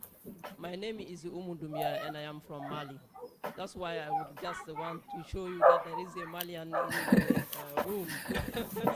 And I enjoy the pictures. My question is just to know, I want to know if you had some problems or some challenges using the digital tools that you use on the sports you were. Yeah, because you said that you use Facebook and WhatsApp. So I just want to know if you met some challenges there. Just to tell me that. That's all. Thank you. What kind of challenges? Can you explain me a bit more? I mean some difficulties with because you were working with the nomad people, and I just want to know if the problems that you had, because it happened also in a period of conflict. So I just want to know the I don't know if you see. Thank you. Maybe you can mute again, because then I don't hear my echo. Yes, thank you. I think this is a nice question for me to elaborate a little bit on how working in this digital environment or the virtual environment in conflict situations works. Because I think what is very interesting is that the digital works well when there's peace. Masts are not cut down, there's no interruption in connectivity, you can freely talk to people. This is not always the case in conflict regions. So yes, it's a good question that you ask me, especially the voice communication in conflict areas is not always that easy. People I am following in Mali have to flee because of all kinds of atrocities, both from jihadists and from the army. And then they flee to areas where there's no connectivity. So there is, it is a different way of communicating, and it's of course different in a conflict area than in an area where there's relative calm and peace. And then what you also see is that you have to learn how to read Facebook platforms and how to read WhatsApp platforms. It's not just a community. It's not the same as a Fulani village or a Fulani camp. It's a gathering of people who come together and talk about things in different ways. And I think that is a language that we are still trying to uncipher, because it's a new form of community. It's a new form of being together, sometimes over long distances, because the people with whom I interact through these WhatsApp groups are from Senegal, from Mali, from Niger, from Nigeria, and they all sit together in one of those groups, which is interesting. So it's in a way doing ethnography online, as if you are sitting in a village, but the village itself online has such a different construction than the villages we know. That is something that we have to learn. I think there's a new branch of ethnography developing, and that's interesting. So using the digital, the challenge in Mali is not that connectivity doesn't work. That's, of course, in some other parts really a problem. Like in Chad, the government cuts connectivity all the time. I do also quite some work in Chad, and I try to be connected to my friends there, but it's not always possible because the government simply closes it sometimes for months on end. And then you take away a basic right of people. But in Mali, despite the huge conflict, the connectivity has been quite stable. But then there are remote areas where there's more difficulty. So you have to learn how to deal with this. That is a challenge. But it is, in a way, when you know the regions and you know the people, so face to face, you know people, it's a very great way also to include people in discussions. Otherwise, they would be completely forgotten. So I also see that there is a task for us ethnographers who know regions where there's now a lot of conflict to take up that challenge and use these new digital tools with all their ins and outs and possibilities and negative aspects, but to be in contact with people who live through hard times. And so being connected in times of war is very important. I hope, I extended a lot on your question, but I hope it was clear. Does that answer your question? Okay, let's take the next question. Thank you very much. My name is Napoleon Yeboah from Ghana, Akentinapia University of Skills Training. My concern has to do with bridging the gap between digital humanities and traditional ethnography. There are certain aspects of the Ghanaian culture that is very sensitive. Mm-hmm. Mm-hmm. Well, preparing a PhD proposal in funeral text, where I want to look at funeral as a texture and trying to go into the evaluative language. The problem is, how do I then negotiate my way through that situation, the funeral situation? Because it is a very sensitive thing that is happening, and you would want to gather data as well as combining it with digital tools. So how do I negotiate my way through such an environment? Thank you. Okay. Maybe to answer, you can Did you get that mute. question? I think it's about funerals, no? It's about funerals, no? Text and access. Okay. Well, I think digital humanities as a field offers us loads of possibilities to analyze our data. It's also it changes. It has this capacity to discuss with us. I think digital humanities is still a discussion with us, with the old-fashioned ways of doing. But it's a discussion that opens up a lot of possibilities. But I think digital humanities does not exclude the old forms of doing research and ethnography. And for me, we need to combine them. If you do research on a very sensitive topic or things that you still need to do the old way ethnography, be there with people. You can probably also be there digitally. There is a way of getting trust of people also in the digital world, but it's difficult. And it will not work in village settings and funerals and all that. It might work when you do research on organizations. But so there is always that part of just going there and being and sitting and understanding. So I think you cannot do without that. And digital humanities offers us a lot of tools to work with that help us indeed to then analyze and keep contact and ask and and do big data analysis. It's a tool. Digital humanities gives us tools that help us to analyze the worlds we encounter and the aspects of those worlds we encounter. But digital humanities does not exclude the old ethnographic ways. That would be so for you, I would say, go there, sit there, get the data, and then analyze them with digital tools. Yeah.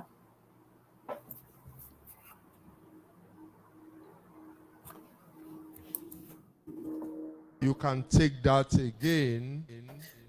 We lost you. So I'm now again muted. Shall I repeat?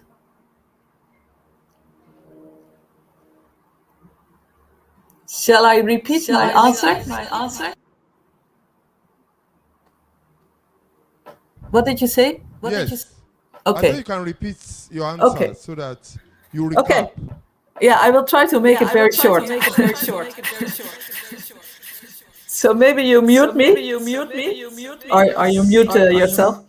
Yes, thank you. So what I tried to say is that digital humanities does not always replace ethnographic fieldwork in the old ways.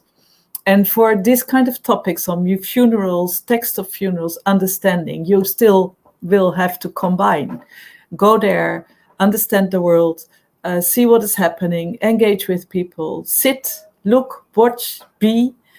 But then the digital tools and the text you gather and the audios you have and all that, you can analyze them in so many more and different ways, and still also going back to the field without going there.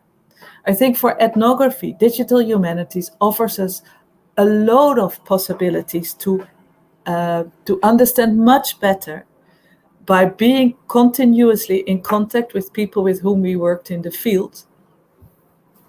That I think we need to combine them. Digital humanities offers us a lot, but it's not only being in the digital that can really learn us what the world is about. We need to go and we need to be, and we need to speak languages, and we need to do the old ways as well. But these old ways, I mean, I say old ways now, but they are no longer old ways. Because when I compare how I worked with the Fulani in the 90s, and then back in the Netherlands writing my thesis, being disconnected almost completely, that was weird. Today, I'm talking to them every moment. Yes. I think I'm again disconnected.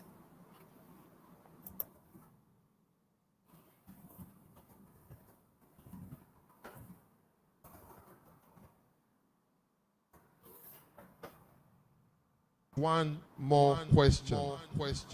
Because the next session is to begin in the next 5 minutes. One more question. Okay. There are no questions. Thank you very much for that presentation.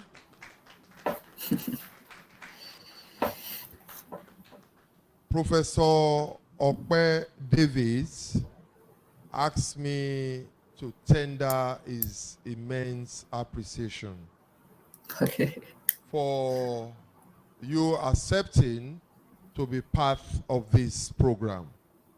I hope you accept that.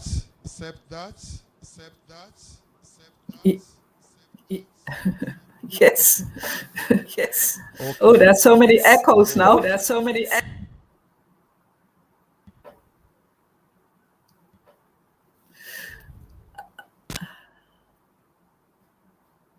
I hope you accept that. Yes, I do. I can't hear you. You can't hear me?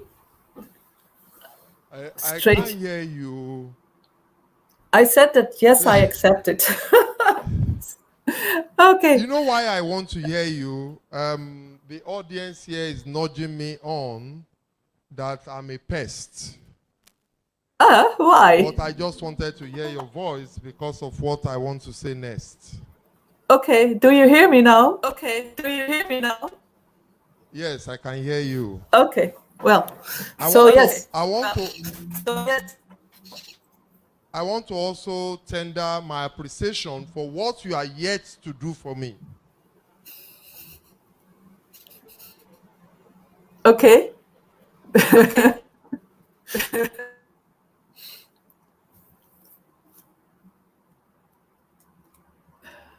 You're frozen.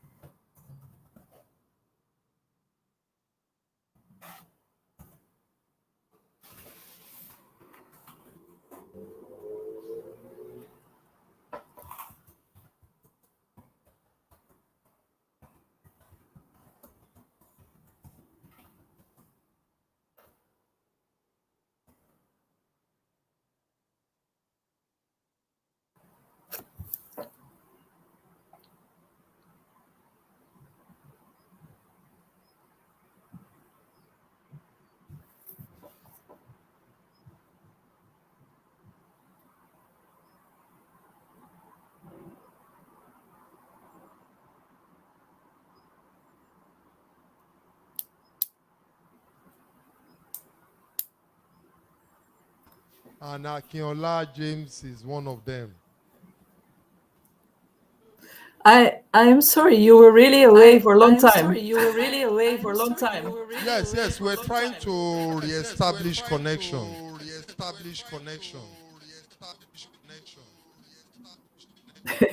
Yes.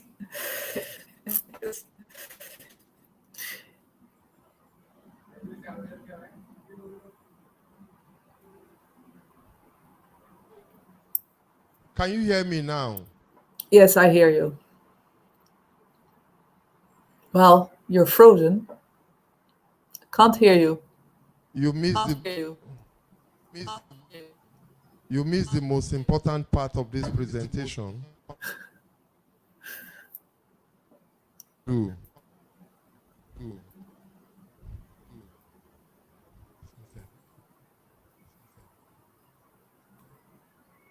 Thank you. We want to go on to the next. Okay. So, please let's give her a round of applause and move on to the next presentation. Okay, next time in Lagos. There's a slight adjustment in the program. Go to page 5 of your program, please. Can you turn to page 5 of your program? There's a little adjustment. We are in class now. So what's the next presentation? By who? He has gone on exile. He has gone on exile. He has been exiled. We are going to have a change. We are going to replace that with something else. And that is because the person that is coming up now has an urgent engagement for tomorrow, so we are bringing him forward. He has an urgent engagement for Friday. We are bringing him forward. Go to page 7. Page 7. Just on top of page 7, you see Dr. Sulyman, Sowe, University of Beirut. So we are bringing him forward. Yes, we are bringing him forward. Prof, can you hear me? Professor Sulyman, Yes, Sowe, can you? I can hear you loud and clear. Thank you very much. Once again, it's nice meeting you for another presentation. I'm Dr. Solomon Azumurana, the program chair for this school. We want to appreciate that you were able to organize your schedule so as to be with us this afternoon. So we are going to listen to Professor Dr. Sulyman Sowe, University of Beirut, and is going to discuss with us data processing and DH, online survey tool for research in digital humanities. We are all ears, Dr. Sulyman Sowe. Welcome, sir. Okay, thank you very much for the introduction. I hope I am audible.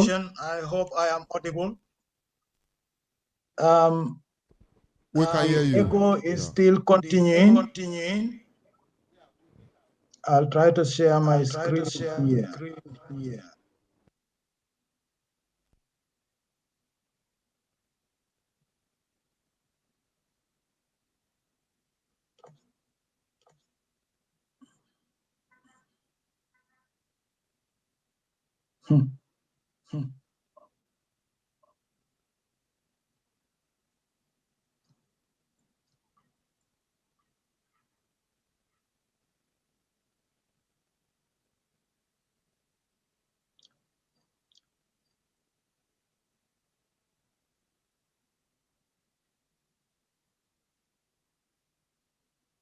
The PowerPoint is not visible on the screen share.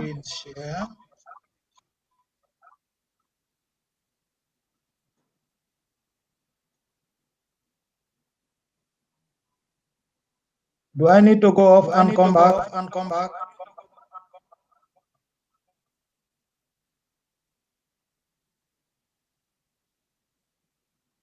Hello?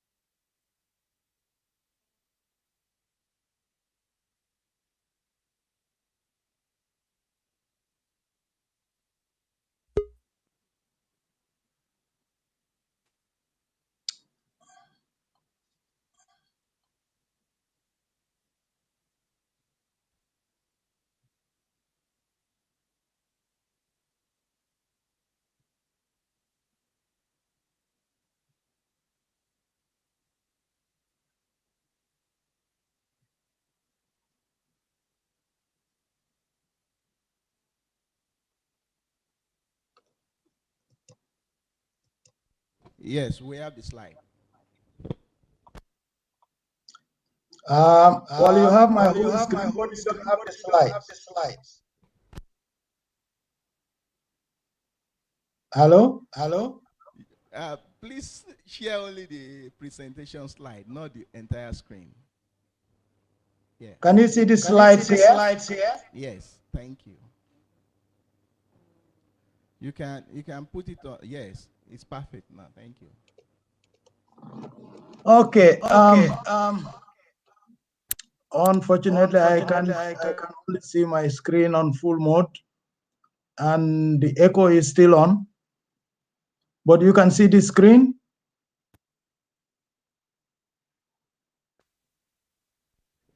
Hello? Hello? We won't talk again so that the echo will stop.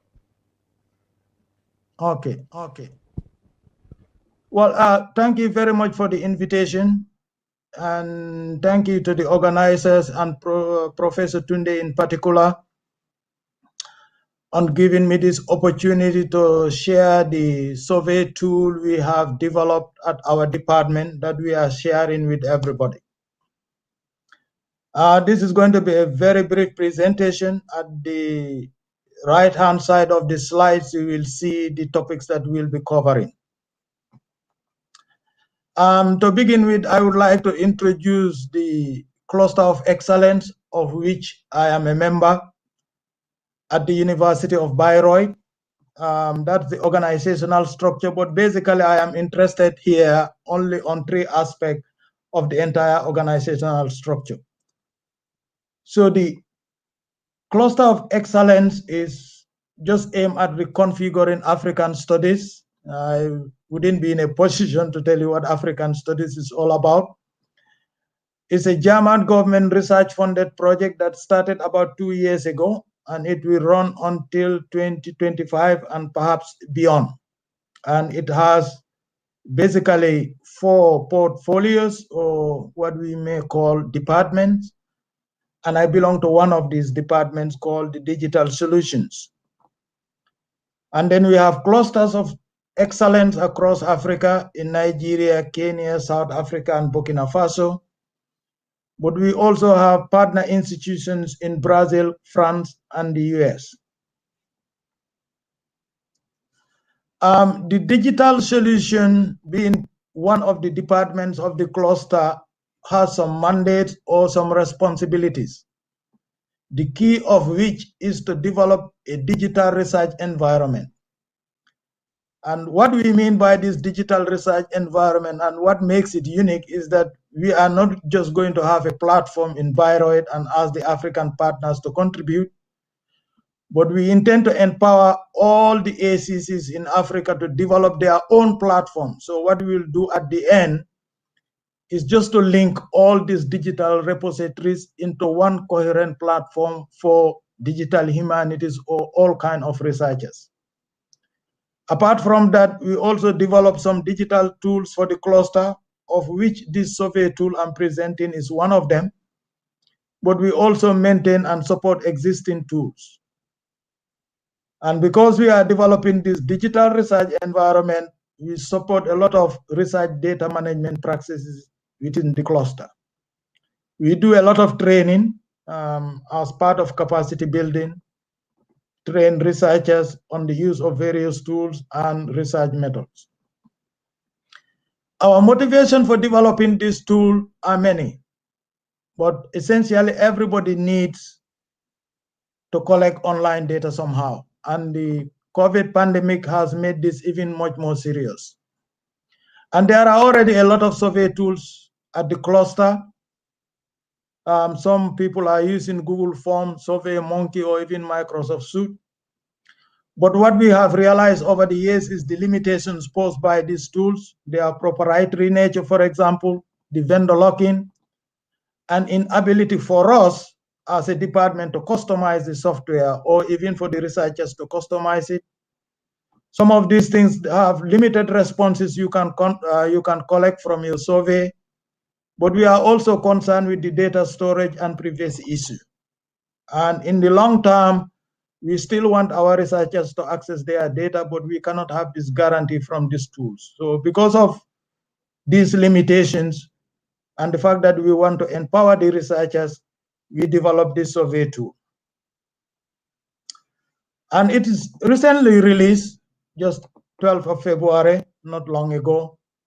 And the original intention for the audience or the people whom we thought are going to use this tool were just our cluster members and associate partners. But since we released it in February, we realized that other people who are not part of the cluster also need to use this tool. So now we are opening it to the entire research community. Originally, it was just for professors, students, principal investigators, and even administrators.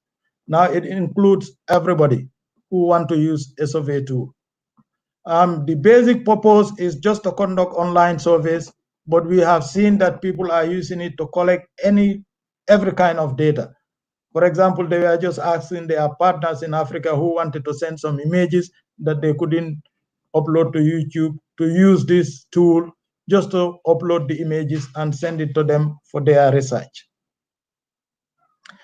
Once this tool was released, it was accessible to everybody, and I have sent this link, and part of the link I posted to this tool is there, so you can just access it. And basically it is Lime Survey if you are already used to Lime Survey, and it is free and open source software and is installed on one of our Linux servers. You cannot have a tool without some guidelines. If not, managing it is going to be messy. The policy guidelines are online. Part of the link I have already sent. But what I want to emphasize is that we are not designers of survey. So that is basically left onto the researcher or the person who want to conduct the survey. So we don't design surveys for people. But when you design your survey, you plan your survey, and you just want to host it online, we are here for you at your service. Then you can contact us. And for all the technical maintenance, we are responsible. So if you just want to access this tool, just go online and complete the survey form, and we'll get back to you. This link was sent yesterday, and I can see already 2 people have requested their access, and the tool automatically send them username and password, and they can access it. What is more important, if you are not a member of this tool, is just to enter your full name and your contact email so that we can reach you, and the form is online. But basically, the challenge people have who are not part of the cluster also is that we ask you to enter your affiliation. So if you are not affiliated with our cluster, you are not affiliated with any of the ACCs in Africa, then you can just select order and then enter any institution that you are affiliated with. If you are an individual, just say, I am an individual. So you can still access and use the tool. For those who have already got their contact or their access detail, there are some basic functionalities we give to everybody who accesses this tool. So you just have the ability to create survey, and you can list all the surveys you have created over the years. If you have created surveys in other tools, then you can just import that survey, for example, from SurveyMonkey or Google Forms, and you can export the surveys also you created here to other tools. And if you have any problem on the creation of a survey, on the activation or importation of survey, we are here for you. So you contact us, we'll guide you through the process. As an admin, I can already hear the echo. As an admin, we have more functionalities. For example, apart from creating surveys, we have the authority, not the authority, or we have the permission to change certain things. The most important thing is just the menu configurations and then the themes to see how beautiful your survey look like. And if you know a little bit of Lime Survey and you want to have a different theme from the one that is available for everybody, you can just contact us and we can administer that for you as well. At the moment, just about a month now, we have over 92 users and the user base is growing. In the general settings, once you have access to this tool, please feel free to play about. So you can just request account, even if you are not conducting a survey, you can request an account and just play around and see what is there. We are not afraid of people damaging it. So these are some of the things that you can change. You have the right is given to everybody, and you can create, import, export, that right is given to you. But please, whatever you do, you save the changes. You can change the language setting, enter the description, and just see how it looks like. we also advise people, whatever you are changing, make sure that you know what you are doing. If you are not sure, please contact us. So there are general settings you will see. You can just play with them. If you want, you change them. If you want, you leave them as default. The presentation style, the public access control, navigation, data management, participant settings are all at your disposal. You can change them if you are sure. But if you are just playing around with your survey, you can also change them to have detailed understanding how this tool works. For the people who are already accessing, and for the beginning, we saw how users are accessing it, and then we created this do's and don'ts. When you access this tool and you create your survey, please do not activate it, because once you activate the survey, you will not be able to change many of the functionalities. So leave it there as a draft, and you can always preview the survey and see how it looks like. Once you are done, then you can activate it. If you are not sure that it is done, you can still contact us and we will advise you. Already, because this is Lime Survey and it is open source software, there are a lot of resources online. And if you just Google Lime Survey, you will find a lot of material. The most important of which is the type of questions, how you are going to structure the questions, or how you will paraphrase certain parts, or whether you want to make them radio buttons or check buttons or text buttons, is all described in this manual and is open source. If you cannot access the manual, just contact us, then we will send you a PDF, because you don't want to stay online reading it all the time. On YouTube, there are a lot of videos and there are a lot of PDFs scattered around. But if you are not able to access these resources because of internet constraint, please get back to us and we will send you the documents and you read them when you want. The tool is not finished, it's just at the development phase, and we are trying to improve a lot of it, especially after our first training.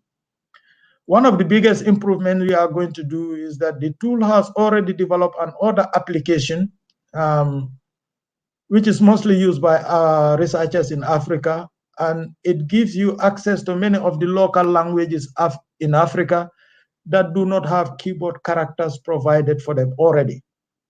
A typical example of this was in the Amharic, the Ethiopian language. Of course, they have a keyboard, but some of the software didn't have the input method. The Akan is one, the Hausa is another. Swahili, I think, already uses English characters as well as Wolof. But we want to integrate this app into the tool so that you can compose and write your survey in your own local language for your local audience. We are also aware of the ODK that is being used by a lot of researchers in Africa, but actually anybody doing research in an internet constrained environment. Because what you want to do is to conduct research or administer your survey, allow people to complete the survey questionnaire, but because of internet, they cannot save the survey questionnaire. And then they can just input the data, but later on when internet is available, then the survey tool automatically downloads all the data for your research. And this is one functionality which is coming in the next few months. So you might ask me, well, Dr. Sowe has presented this survey tool, so what is in there for me? Not much. The only thing you can do, we are giving you entire free ability to administer and access and administer your surveys online. So if you are happy with the tools you have already, there is no problem. But if you have you want a lot of freedom in administering your online survey, you want flexibility, please use the link below and ask for access, or just send me an email. You can design your own surveys, you can manage your own survey, and once we have you in the database, every time we have a training or workshop, we'll contact you. But if you have a problem, we cannot promise you every day we'll give you one-to-one support, but we can schedule one-to-one support to discuss with you the problems you have with your survey. For us, we are committed to supporting digital scholarship in the humanities and all other fields, especially when we are working with researchers in Africa in particular. And then we are also conducting workshop and training sessions on this tool on frequent basis. Our next workshop is coming in June. I would like to see you there. But we are also interested, once people use this tool, any problem they have, then they can send us feedback and we can use this to improve this tool for posterity. Another additional thing I want to install, if you are an institution or you are part of a department and you don't want to use this tool, but you want to install the tool in your own department, in your own server, we are also at your disposal, give you the guidelines and the help so that you install your own survey tool and become sustainable. For the moment, that's all I have for you guys. So if you have any questions or suggestions, you can just maybe type it on the chat, and thank you very much for your attention.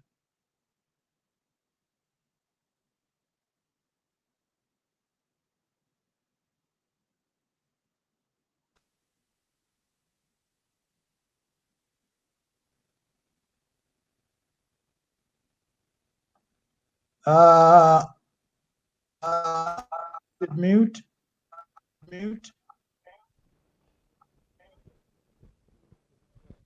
Thanks, Prof, for your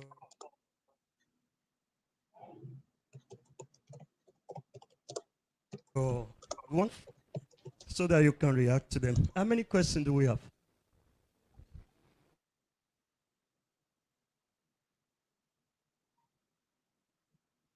After they ask the question, Dr. Walia. My name is Johanna Joseph Walia from the University of Calabar, Nigeria. Yeah, I like your tool, but I'm afraid of the back end, what the tool is doing in collecting the data of everybody. What about data policy of protection? So I would like you to talk about that. Thank you.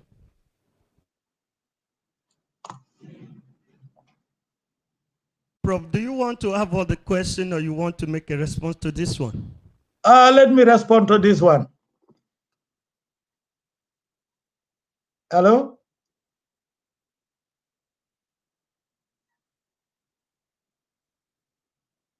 Am I audible?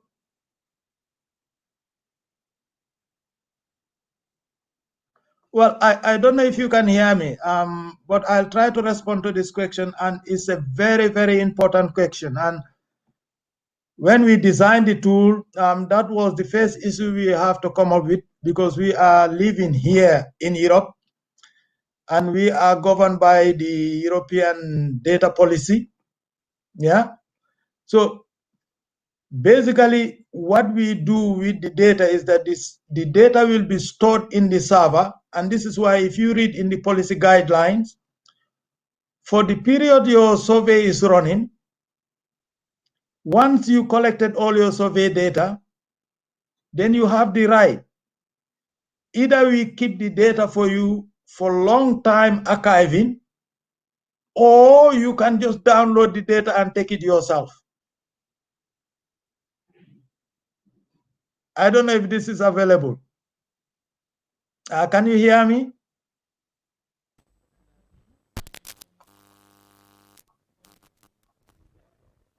Okay. Okay.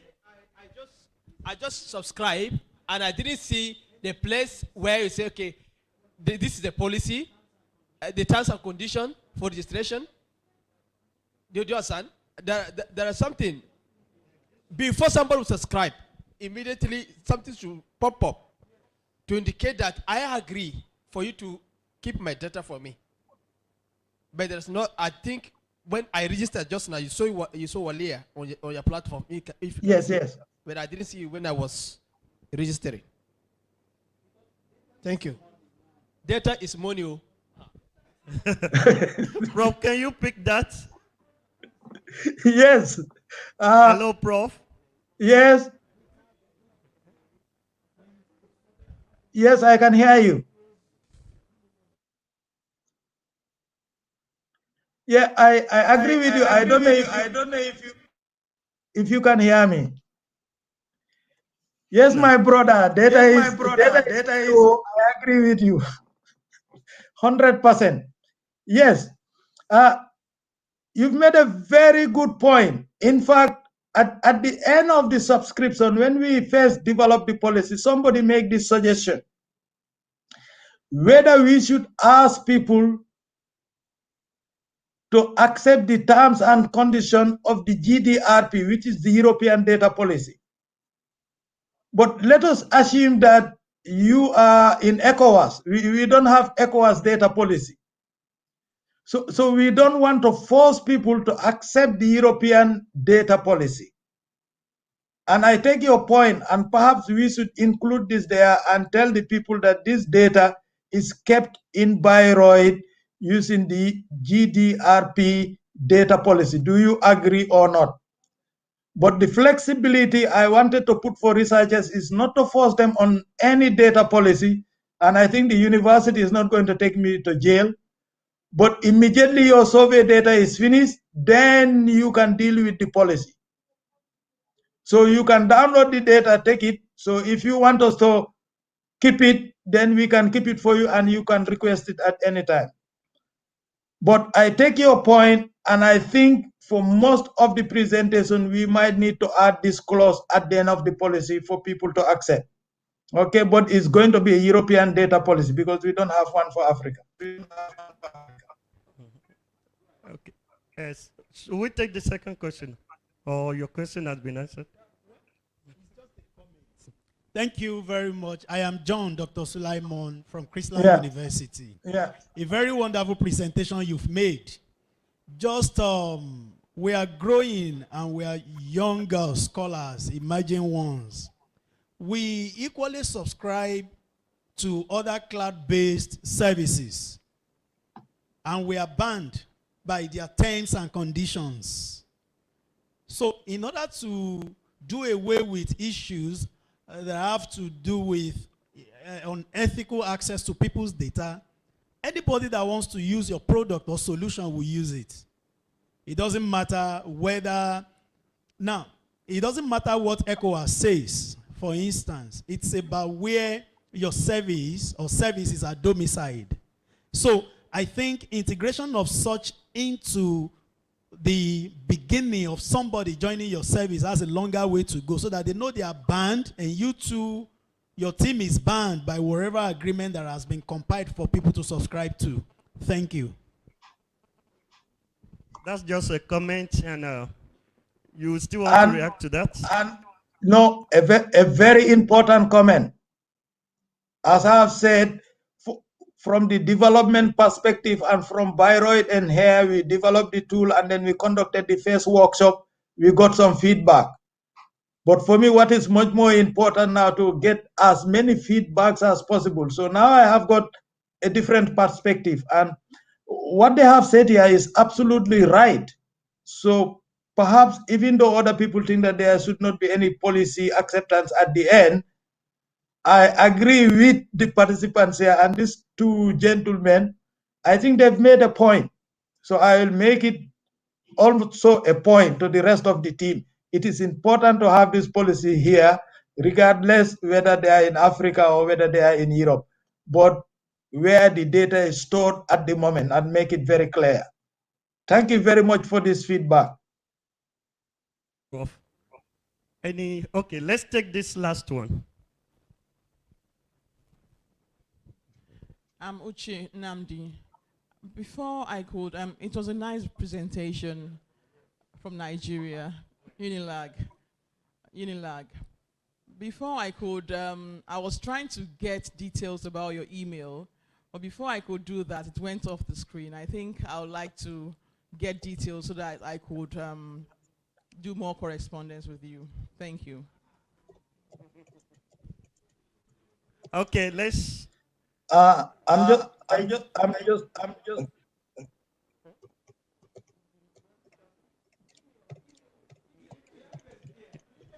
It's in the program. You can check that. Which website? It's sent on the link for us. I think that's all we have for now. We have that on the link. We have the website link on the platform. That's WhatsApp platform. Okay. Prof, thanks for your time. Let's appreciate him once again. Okay then. Thank you very much. Thank you. God bless you.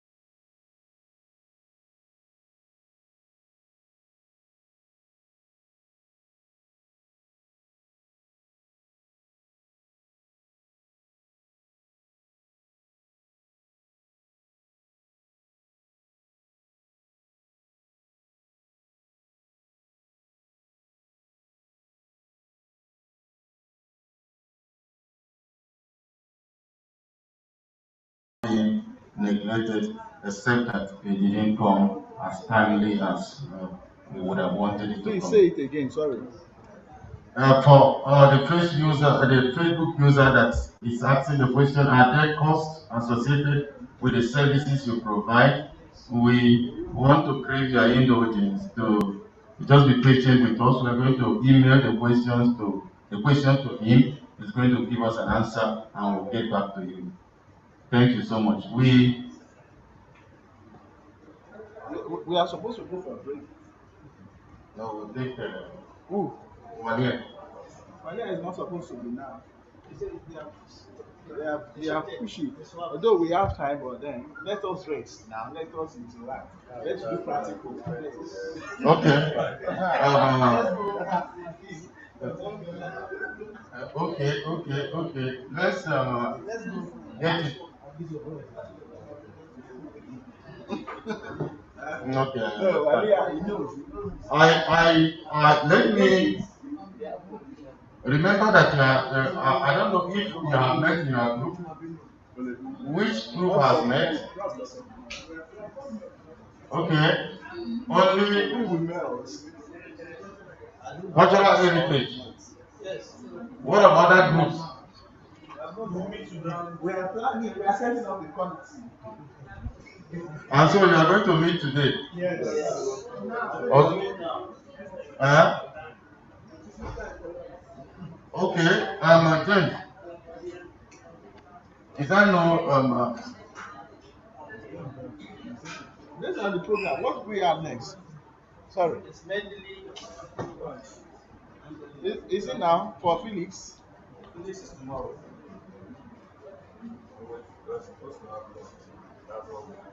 Yeah, it's lunch. And I'm sure the lunch is launching itself.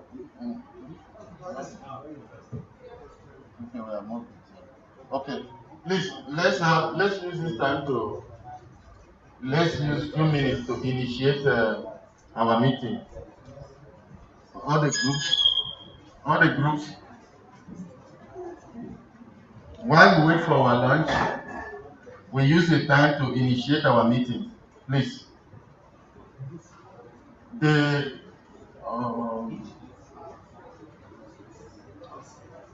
language documentation. You can go to room. I think it will be better for you to go to 307. And you are 14. You are 14 in number. Thereabout. Language, please.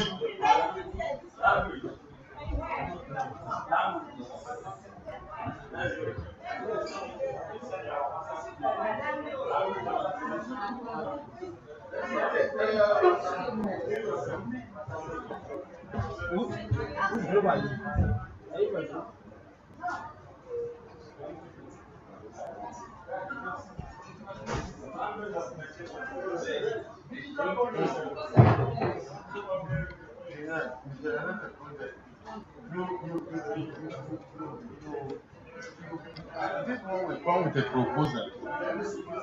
Unlike the other one, listen attentively, please.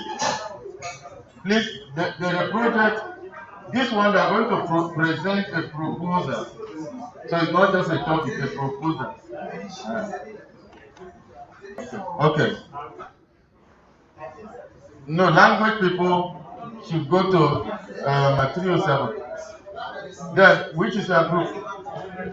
Literature. Literature, you can meet here. The other group is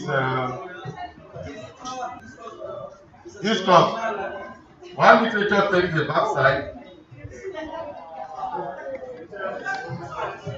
Discourse, you are there. Okay, so literature, you can take this side. Please, you have you have 25 minutes. You have 25 minutes. That means 1:15. We have. You have 25 minutes. We have 25 minutes to go for. The next session when you sir? Ever found? Nobody. It's another thing they are supposed to do. Okay, let me end this broadcast. Let me